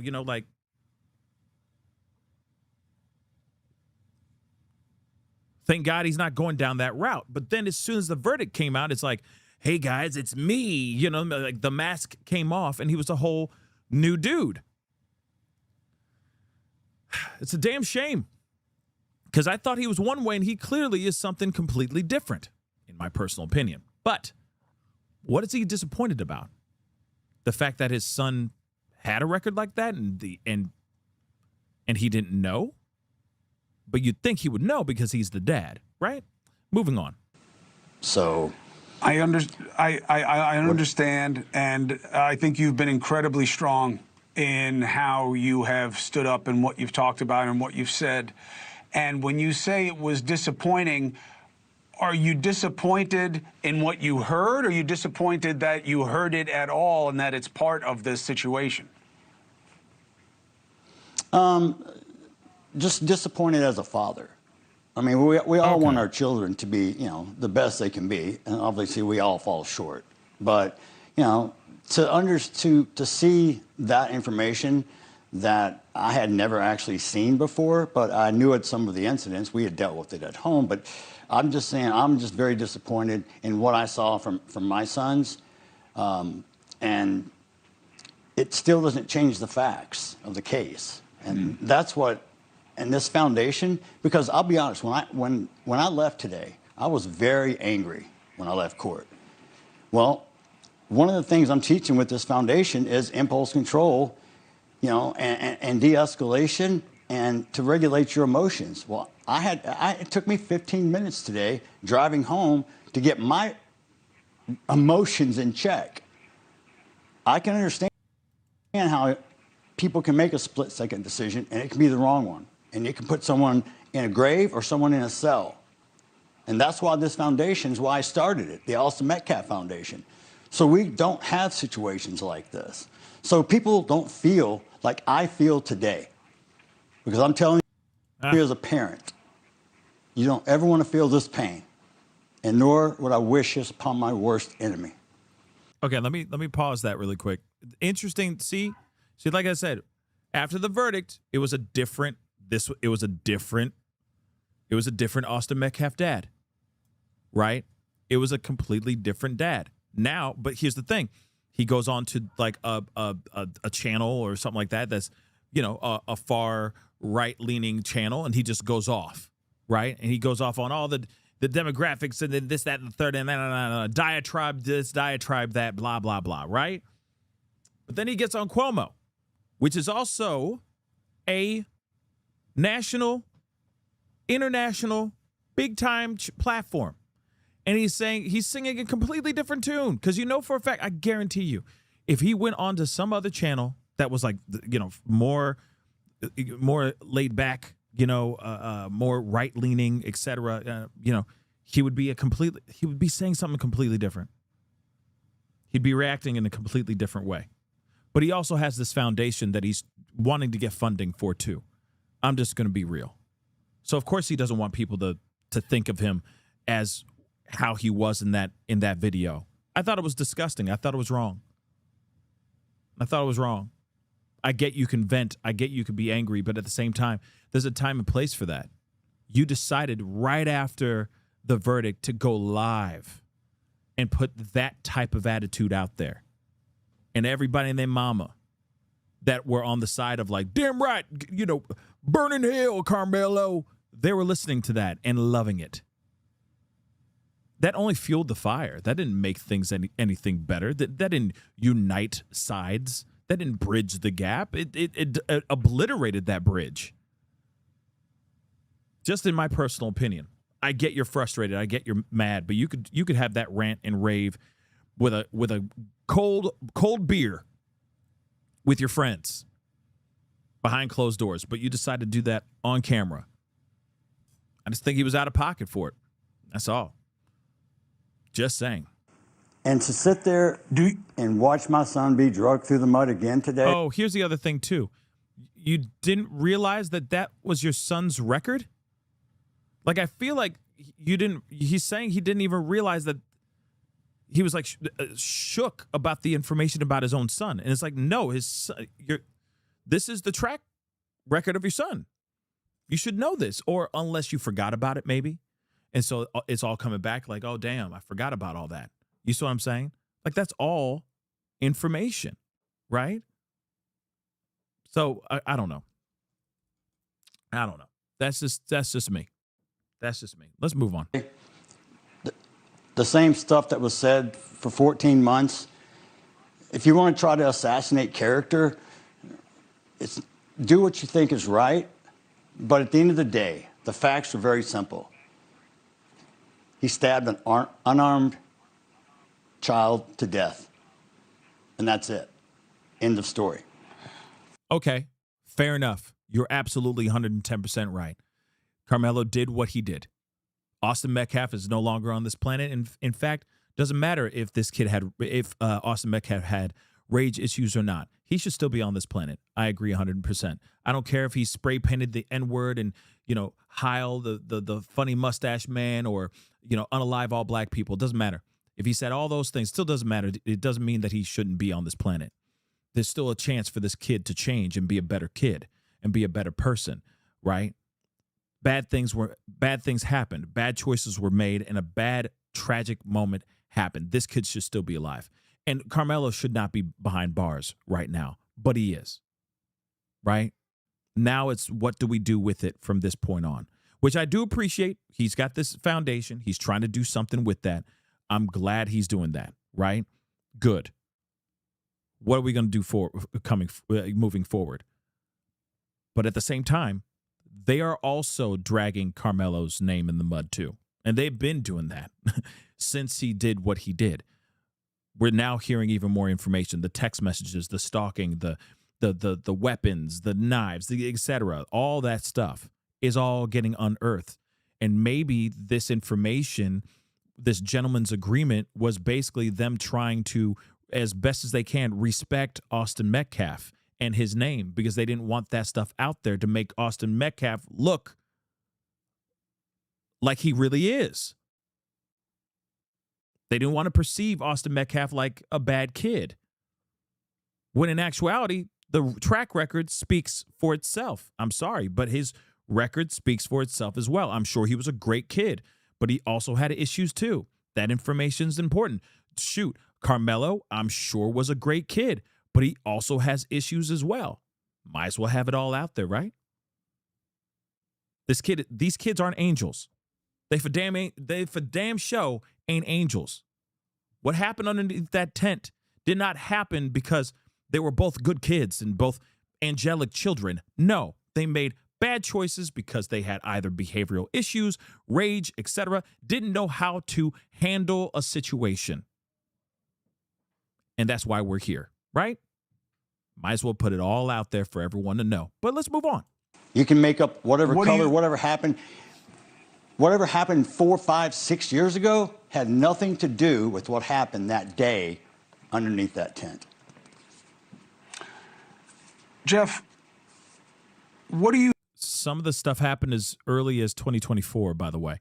I'm just saying, sorry, but we're just talking about facts, right? And that's on both sides. That's on Karmelo and on Austin. There are things that happened in 2024. There's things that happened the day before the stabbing. There's things that happened before. So it's not just 4, 5, 6 years ago. It's also leading up to, the day before this whole tragedy as well. Just saying that out loud. Moving on. Think of the prospect of a new trial.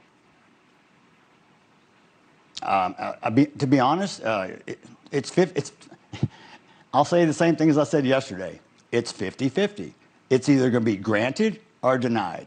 I'm fine with either one. So I don't put a whole lot of thought process into that. I'm really putting a lot of thought process because this whole week has kind of put me on hold and not being able to work with my foundation. My foundation is my purpose, my mission. This is what's going to save lives. This is what's going to keep this from happening again. I just want to touch other people's lives and change the world one person at a time. If I can save one life, I'm a success. But if I can't, I'm a failure. Okay. Yeah. Okay. I had something. I forgot it. I'm going to, if it pops back up, I'll say it. Listen, I think that the judgment is in the effort, brother, not in the outcome. Oh, at the end of the day, let's be real. If they were to run this back, still the inevitable is going to happen. All right, I'm going to be completely honest. I don't think Karmelo Anthony's going to walk.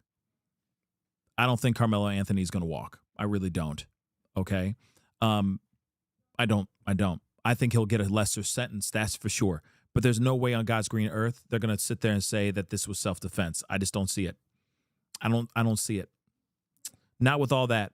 And I mean, of course, there's going to be more. I'm sure there's more information that is about to drop later on today, because they're still in the retrial hearing right now as we speak, right? Smiley, thank you so much for the love. I appreciate it. So do you believe that dad is racist? I wouldn't say that he's racist, no. But I do think that he does have certain opinions that are very much one-sided. I will say that. Do I consider that racism? No. But I think everybody still has, I think everybody's a little racist. That's just what I think. Does it mean that they're full-blown racist all day long?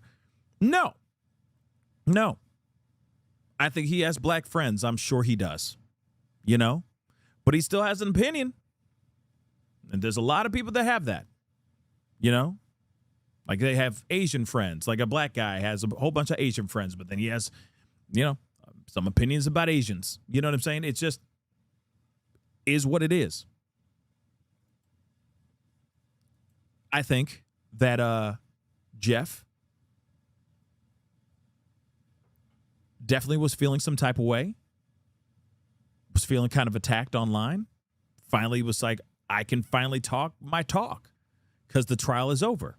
Right? The gag order has been lifted, so on and so forth. So I'm going to say my piece, right? And then he goes off. But what's interesting is that, he talks about single parent families or broken families and all that, and yet he is also a father, like co-parenting as well. You see what I'm saying? Like that. Clearly, he's not seeing the forest through the trees, right? Just in my personal opinion. But, I think that, there are people out here that will say a whole bunch of stuff because they're angry, they're frustrated, blah, blah, blah. And then they wish that they can take it back, right? And maybe that's one of those moments for Jeff. I don't know. But he definitely was talking out of his ass, for sure. And I don't know if that was drinks in him or if it was just rage and frustration and having enough, just being up to here with stuff. But he said those things. And they were wrong. Very wrong. But let's continue. Let's continue. If you're trying to help people and you're trying to help them de-escalate in the ways that you say that the AMF is going to be about, the effort is the standard, not the outcomes. All you can do is try to make a difference, and you're clearly doing that. Here's something I wanted to ask you, get your take on this. Look, the information about your son, true or untrue, I get why you don't need to hear it in this setting and you don't want to hear it as a parent. I get you. I'm one as well. But the stuff about Karmelo Anthony and what he said to his girlfriend about wanting to stab somebody and the imagery, the fact that they made a deal to not have that come in, rarely is the victim's character relevant. But the defendant's character is always relevant. And I just thought that was a bizarre deal to make. What do you think about that? Well, I mean, I wasn't privy. I didn't know it went down. I thought he was going to testify. And so after the trial, it was explained to me, because I was expecting more information to come out. And they said, well, both sides agreed not to bring character into it, which to me it made sense. Because really what we're looking at is what happened that day underneath the tent. What they did 4 or 5 years ago, I don't think it has relevance as far as what's happening today. Because I'll ask everybody out there, I'm 61 now. I am not the same person when I was 18 or 19. I don't know anyone who doesn't grow and learn and create mistakes. Of course. Mistakes are always made, but we try to minimize the damage. Because I told my sons this: you're free to make any choice you want in life, but you're not free from the consequences. Yep. Now, Amen. I forgave You are right. Carmelo. Now, I didn't forgive him for him. I gave him for me, so I'll have peace. So I'll have, so I can Understood. go on and move forward. This is not going to keep me prisoner. So, whatever came out about him, I'm not trying to draw conclusions. I don't have all the facts, all the stuff they have on him. I do know it was a 75-page document. Yeah. And what I saw today was disturbing. I'm not going to lie. I didn't know that. I understand. I didn't know it existed. I understand, and now we know, and we'll see what it will mean. But Jeff, you'll always have a platform. I mean, again, like I said, I get, you are, being a father, being a parent of somebody who just lost their life. You want revenge. You want justice. You want vindication. I get that. I get that. And he's like, hey, I have no problem with whatever verdict, whatever decision that they make with this retrial. Whether or not they do the retrial or not. If they run it back, it doesn't matter. It doesn't change anything for him. Let's be real. It doesn't. Because at the end of the day, I really do think that Karmelo Anthony, if they run it back, he's not going to walk. Unless there's some new smoking gun evidence that shows that it was most definitely self-defense. But I don't think we're going to see any proof of that. Not the way that this last trial was ran. We'll see, though. We'll definitely see. We're still waiting to see if there's any proof, like any if a verdict's going to be made today, there may be a decision made today, or it may be done as late as Monday. But when it does happen, we'll be here to talk about it for sure. Because it's definitely we definitely gotta know what the hell's going on here. Okay. Now, one thing is for sure. We have got to talk a little bit about Karmelo, about Nolan Wells. Now, with Nolan Wells' case, today is the final day. Okay, the deadline is reached today, where FBI, local PD, law enforcement, etc., are supposed to be meeting up and getting the phone of Nolan Wells to find out if there was anything that was deleted, anything was tampered with within the phone. And I think that's very important that we remember that. Today is the day. But there were some things that people are going crazy over that I've been wanting to show y'all. Hold on.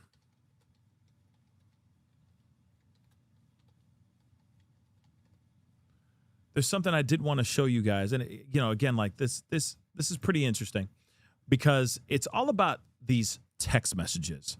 We got to talk about these text messages, y'all. People are going ham about this, okay?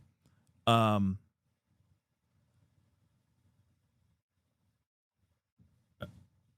the nephew of Tavis Smiley. You remind me of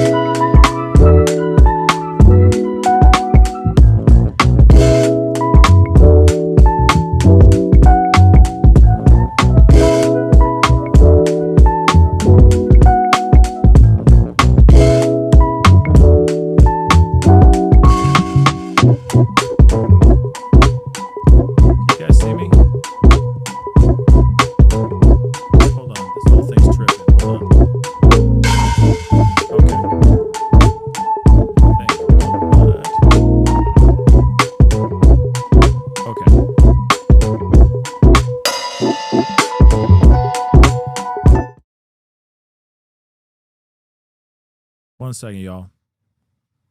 This whole thing is tripping.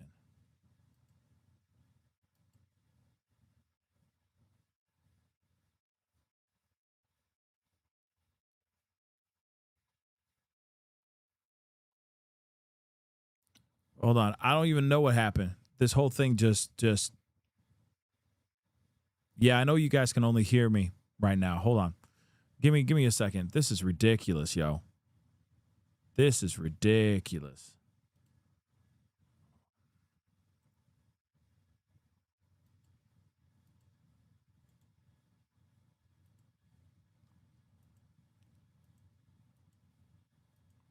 Okay. Have mercy. What's good, y'all? Sorry about that. I don't even know what the hell happened there. I really don't know what the hell happened there. Suddenly out of nowhere, this thing just decided to just trip up. Okay, I'm back. I don't know what the hell happened. I'm sorry, y'all. That was ridiculous. Hold on. That was stupid. Okay. So, as we were, I don't know what the hell happened. I really don't know what the hell happened, but I appreciate you sticking around with me, okay? Can you not hear me? You should be able to hear me. Hold on. Let me check. Okay, y'all be able to hear me. Y'all should be able to hear me. Okay. So, I don't know what the hell happened, okay? But we're going to keep going. So, I appreciate y'all. All right, so we got to talk about Nolan Wells, okay? Because I don't have a whole lot of time, so I got to wrap this thing up very, very soon, okay? I don't know what happened. Computer just started tripping. I need to get a new computer.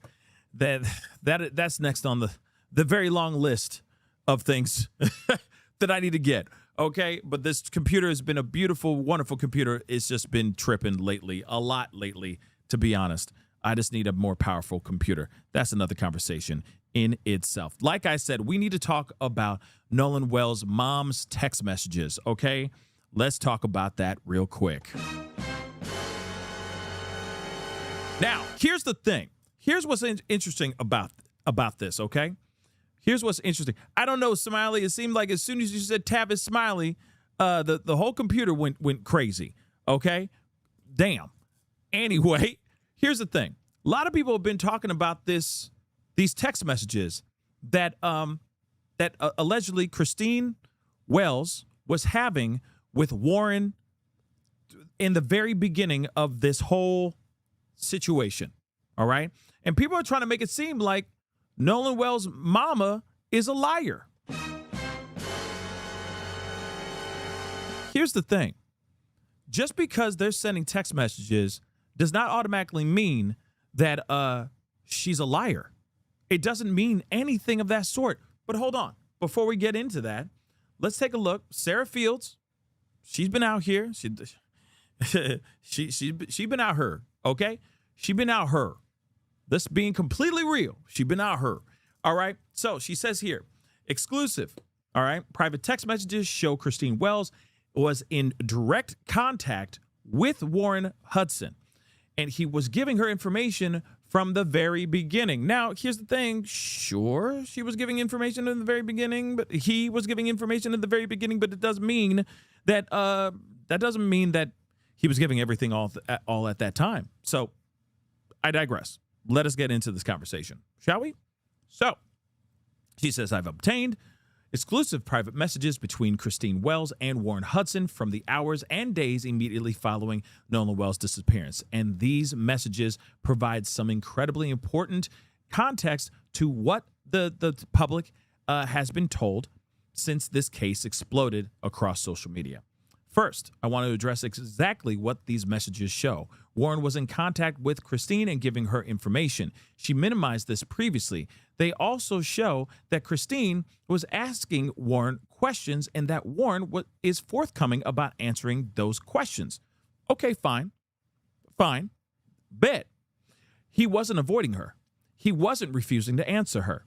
He was communicating with her, answering her questions, helping with the search, and telling her what information he had already provided to authorities. So the communication shown here begins the night Nolan was reported missing at 11:15 p.m. on July 4th. Christine asked Warren, where is his car? He responded saying, at Jack's house. Christine immediately asked where that was and asked him for the address where the boys, or asked him to send her, the address where the boys had launched the boat. Okay. She then asked Warren, and of course he sends like a screenshot and an address for where they actually launched from the boat, the area in which they launched the boat. All right. She then asked Warren, what time was the last time you guys saw him? He answered 3 p.m. When Christine later asked him to repeat exactly where he had last seen Nolan, Warren responded 3 p.m. West Tip, north side of Horn Island. Okay, that's fine. Christine also asked what Nolan had been wearing. He answered black shorts and sunglasses. I want to address this immediately because people are going to notice it and ask about it. Warren was mistaken about Nolan's shorts. He was wearing blue shorts, which we already know. Warren got the color wrong. That should be addressed up front. Yeah, he had the wrong shorts, color of shorts. It's okay. That doesn't mean anything nefarious. Just saying that out loud. But moving on. Christine continued going directly to Warren for information.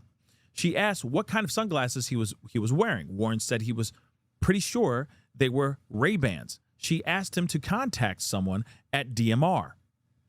Warren told her he was already on the phone with the Coast Guard and would call afterward.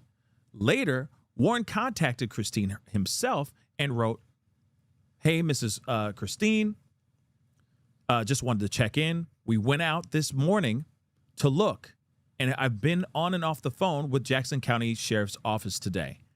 If you need anything at all, please don't hesitate to reach out. She thanked him. Warren responded, we are all praying for your family. She responded, we appreciate it. We're going to look at the text messages here in a second.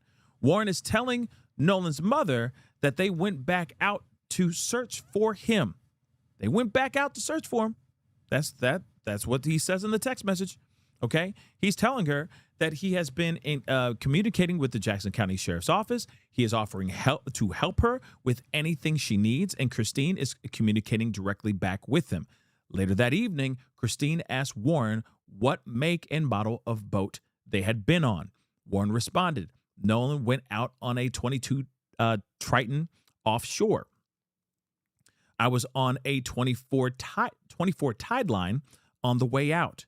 We were on separate boats. I went back on the Triton. DMR and the sheriff's office has all the information also. Again, Warren was answering her questions, and he was specifically telling her that DMR and the sheriff's office already had this information. Then there's another exchange that deserves attention. So read on. Now, let's take a look at this. This is all before, I guess, around July 6th. So he says, I went out on the Triton offshore. I was on the 24 tide line on the way out. We were on separate boats. I went back on the Triton. DMR and the sheriff's office has all this information also. So the 6th in the afternoon, this is what allegedly Christine sent to Warren. Hey, Warren, can you collect any of Nolan's items left at Jack's house? So 14 days later, okay, he sends her a text message saying, good morning, Mrs. Christine. I just wanted to let you know that my family and I have been praying for you and your family. Nolan was one of my best friends since we were in 8th grade together. You and Mr. Elmore raised one of the best men I've ever met. I wish I could be there today. This is the funeral. This is the day of the funeral. But I would never want to take the attention off your family and Nolan and be a distraction. Thank you for being the best friend, the best parents that Nolan could have. This was on funeral day. This was on funeral day. Interesting, right? Remember how we were all like, well, where the boys at? Why ain't the boys at the, you know what I mean? Why ain't they at the funeral, man? Right? I mean, I get why they weren't at the funeral. I'm just going to be completely real. But Warren still sent a text to her being like, hey, showing love and support, sending prayers, and your son was dope. And you guys are incredible too. Just wanted you guys to have that, just so you guys know. Okay. But that was on the 20th. Okay. So this is a little bit backwards. This whole thing's a little bit backwards. So we just saw the latest or the last text message that Warren sent to Christine. Okay. So I guess she was like, I want you guys to see this because this is raising more questions. Didn't she not say that? She said, okay, there is another exchange that deserves attention. Read on. And that's where it was, right? So she says here, okay, on July 6th, Christine messaged Warren and asked, hey, Warren, can you collect any of his items? Yes, any of the items at Jack's house. Warren had already told Christine on July 4th that Nolan's car was at Jack's house. Now, on July 6th, she herself is acknowledging that Nolan had items at Jack's house and asking Warren to collect them. This is particularly significant considering all of the questions and public statements that have subsequently surrounded Nolan's belongings and cell phone.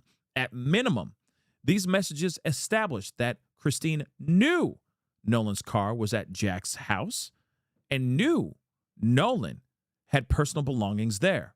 It also shows that Warren told her the keys, were at Jack's house. Presumably the phone also. But presumably, just saying. You know, we're just assuming that the phone was there. You know, if she's saying the belongings, clearly they saw that the belongings or that the cell phone was at Jack's house because they were Life 360ing that, right? Maybe they didn't realize until after the fact that his belongings were there too, right? But moving on.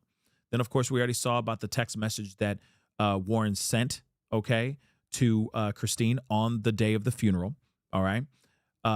So then when Warren explained why he wasn't at Nolan's funeral, he says, I wish I could be there today, but I would never want to take attention off of you off of your family and Nolan and be a distraction. So then, of course, she says, this broke me. Do you know what broke me more? She did not respond to him. Here is a young man saying privately to Nolan's mother that Nolan had been one of his best friends since the 8th grade. He is praising Nolan. He is praising Nolan's parents. He is telling her his family is praying for hers. And by the time his best friend's funeral arrives, he believed that simply showing up to grieve Nolan could become a distraction. This is a very different picture from what millions of people have subsequently been encouraged to believe about these young men. These texts show communication with just one guy, though. Just saying, we don't see any text messages from Jax. We don't see any text messages from Morgan or Bart or anybody else that's sitting there going like, he was like a brother to me, man. He was like my best friend. He was like a brother. Where's that? This is only Warren, by the way. Warren may have nothing to do with anything. And he may be a complete innocent individual. Okay? But like I said, where's everybody else? Warren was not the only person on that boat. Just saying. They show Warren providing it because he asked for more information, right? And they show a relationship between Warren and Nolan that looks very different privately than the picture that has been painted publicly. Christine has behaved as if none of the boys were helpful or forthcoming with information. She has acted as if they were not his friends. She acted as if they did not care about answers. She has been deceitful to the audience she knows she has, which is wow. Let me just say this really quick, okay? And we're going to go through some of this, the text messages right quick. Okay. So she had some text messages between Warren and herself. I'm sure she was text messaging a lot of people. I'm sure she had a lot of questions that she was asking a lot of people. Just because you got somebody who's forthcoming with information does not mean that they're innocent. In fact, sometimes the most guilty, and I'm not saying that Warren is guilty. I'm just saying we've heard plenty of cases where people who have done something, that they were guilty of doing something, were very quick to step forward and be extremely helpful. Look at Pig Vomit. Remember Pig Vomit? Madeline Soto, that precious little girl, lost her life because Pig Vomit and his dusty ass hat was going out of their way, or he was going out of his way to go to the police and be like, oh yeah, she's just a very precious girl. She's just such a good girl. And if you need any help with how's the search going? What's going on with the search? Because she's such a precious girl. She's such a good girl. We just need to have her back. Remember all that crap? Pig Vomit. Okay? That might be a little bit of a deep cut for you, but he was going out of his way to help too. Yeah, Barry Morphew, all these other individuals. Oh, hey, how you doing? You're looking for my wife? I'm going to help you too. What did you find over there? What did you find under that brush? Did you find my wife? Well, if you don't, I think she might have gone that way, And yeah, that's probably the place that she went. Last I saw her, if you need me to help you find her that way, in that direction over there? Because I think she went that way, not this way, over there. They do all that crap. We've seen it millions and millions of times. Now, again, like I said, I'm not saying that Warren is a bad guy. I'm not even saying any of the boys did anything. But at the same time, just because she has some text messages between Warren does not automatically mean that Christine's out here trying to deceive the public. I think that's just a very, very strong statement to put out here. Sure, these text messages show that there's communication between her and Warren. But you also got to remember, she's also getting communication from a lot of other people, too. She's talking to 5-0. She's talking to the DMR. She's talking to all these different people to find out exactly what happened to her son. I really do not think that this woman is going out of her way to pull a Carly Russell. Okay? Real talk. I really don't. But using the death of her son to create something else. Remember Carly Russell? Cheetos, granola bars, wig snatched, beautiful, dope-ass red Mercedes just parked off to the side of the highway as she's dragged into a wooded area with a freckle-faced redhead man, balding redhead man named Cletus. His name ain't Cletus, but bald-headed, red-headed man taking her into in some sort of trailer, feeding her Cheetos, and playing with her hair, her natural hair. Remember all that crap? So what? We're seeing another Carly Russell situation going on here? I don't think so. So just because you got one of them being forthcoming with information does not mean anything. I don't think this woman woke up the next day and said, ooh, you know what I'm going to do? I'm going to lie. And I'm going to give these young men a hell of a problem. No, I don't think so. Y'all don't know about the Carly Russell case? Y'all need to look up the Carly Russell case. Some of y'all are like, wait, what? Look up the Carly Russell case. Trust me, it is entertaining as all get out. All right? She was Googling the movie Taken before she disappeared. Literally minutes before she disappeared. She faked her own kidnapping, y'all. Okay? She faked it. For what reason, I don't know, because she cuckoo for Cocoa Puffs. She's still out here free, breathing in this freedom air, by the way, in Atlanta. Somewhere in Atlanta. Or not Atlanta. Alabama? Somewhere. I don't care. As long as she's not a nurse. That's all I give a damn about. Okay? But that's another conversation in itself. Okay? But you see in these text messages, yeah, she's having a conversation, okay, with Warren. Hey, Warren, what kind of sunglasses was Nolan wearing yesterday? I'm pretty sure Ray-Bans, Miss Christine. Hey, Mrs. Christine, just wanted to check in. Went out this morning to look, which is also very important because there was speculation that maybe the boys never went back to Horn Island to try to find Nolan, okay? But he's saying he went back. He went out to look for Nolan, okay? And I've been on and off the phone with Jackson County Sheriff's Office today. That does show something, that he was trying, that he's trying to help.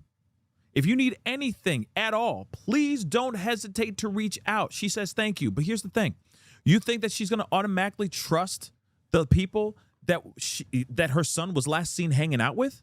Come on, guys. Come on, think about this. You got a mother that's sitting there going, I don't know where my son is. Where the hell is he? So on and so forth. And you got one of his friends going out of his way to be like, hey, yeah, I've been in contact with this, that, and the third, and nah. You really think that she's automatically trusting these kids? Because probably in her mind, she's going, wait a second. If I trusted these kids, then they would have taken his ass home the other night. His ass would be home watching the game and playing video games. And getting ready to do his two-a-days and training and stuff like that for the football season and everything. But he's not home. So I can't trust you. But I'll be nice. Thank you. We appreciate it. What was he last wearing? So on and so forth. I don't think that this shows mama is out here deceiving anybody. I really don't. I see a mama who's busy trying to find her son and asking questions. Asking all the questions that every mother should be asking. And when you have friends, and of course, you got to also remember, never underestimate the power of denial. Let me repeat that again. Never underestimate the power of denial, because denial is a powerful thing. And when you sit there and you're going like, wait a second, my son would never do that. Here's the thing. Sorry, I'm just throwing some reality, some possibilities here. There is a possibility that he would ever. There is that. Let's not forget that. But then there's the other side. What if he would never? What if he truly would never? You can't help being a parent, knowing your kid, and then something wild and odd happens to your kid. You're going to ask all the questions, and you're going to want to understand what the F is going on. Mind you, you have the kids saying one thing, his friends saying one thing. Then Katie, who we have not heard anything from at all, except from her friend, her mama and her sister, which is also weird. I'm just going to be real. All right. We have heard nothing from Katie at all, but we've heard her story. He said he was going back on that boat. The friends say, nope, he was going to go and hang out with Katie. You don't think that's odd? As a parent or as just a human being, you don't find that odd? And then the person, one of the people that's supposed to be taking care of him, one of his, in your mind, you're thinking one of his self-declared best friends is supposed to make sure his ass gets home in one piece, and he doesn't get home in one piece, he shows up dead. You don't think you're going to start asking questions? I think everybody starts asking questions immediately. Wouldn't you? I'm just saying, baby. It's weird. Okay? It's weird. So what say you guys on that? Okay? What say you guys on that? Hold on one second.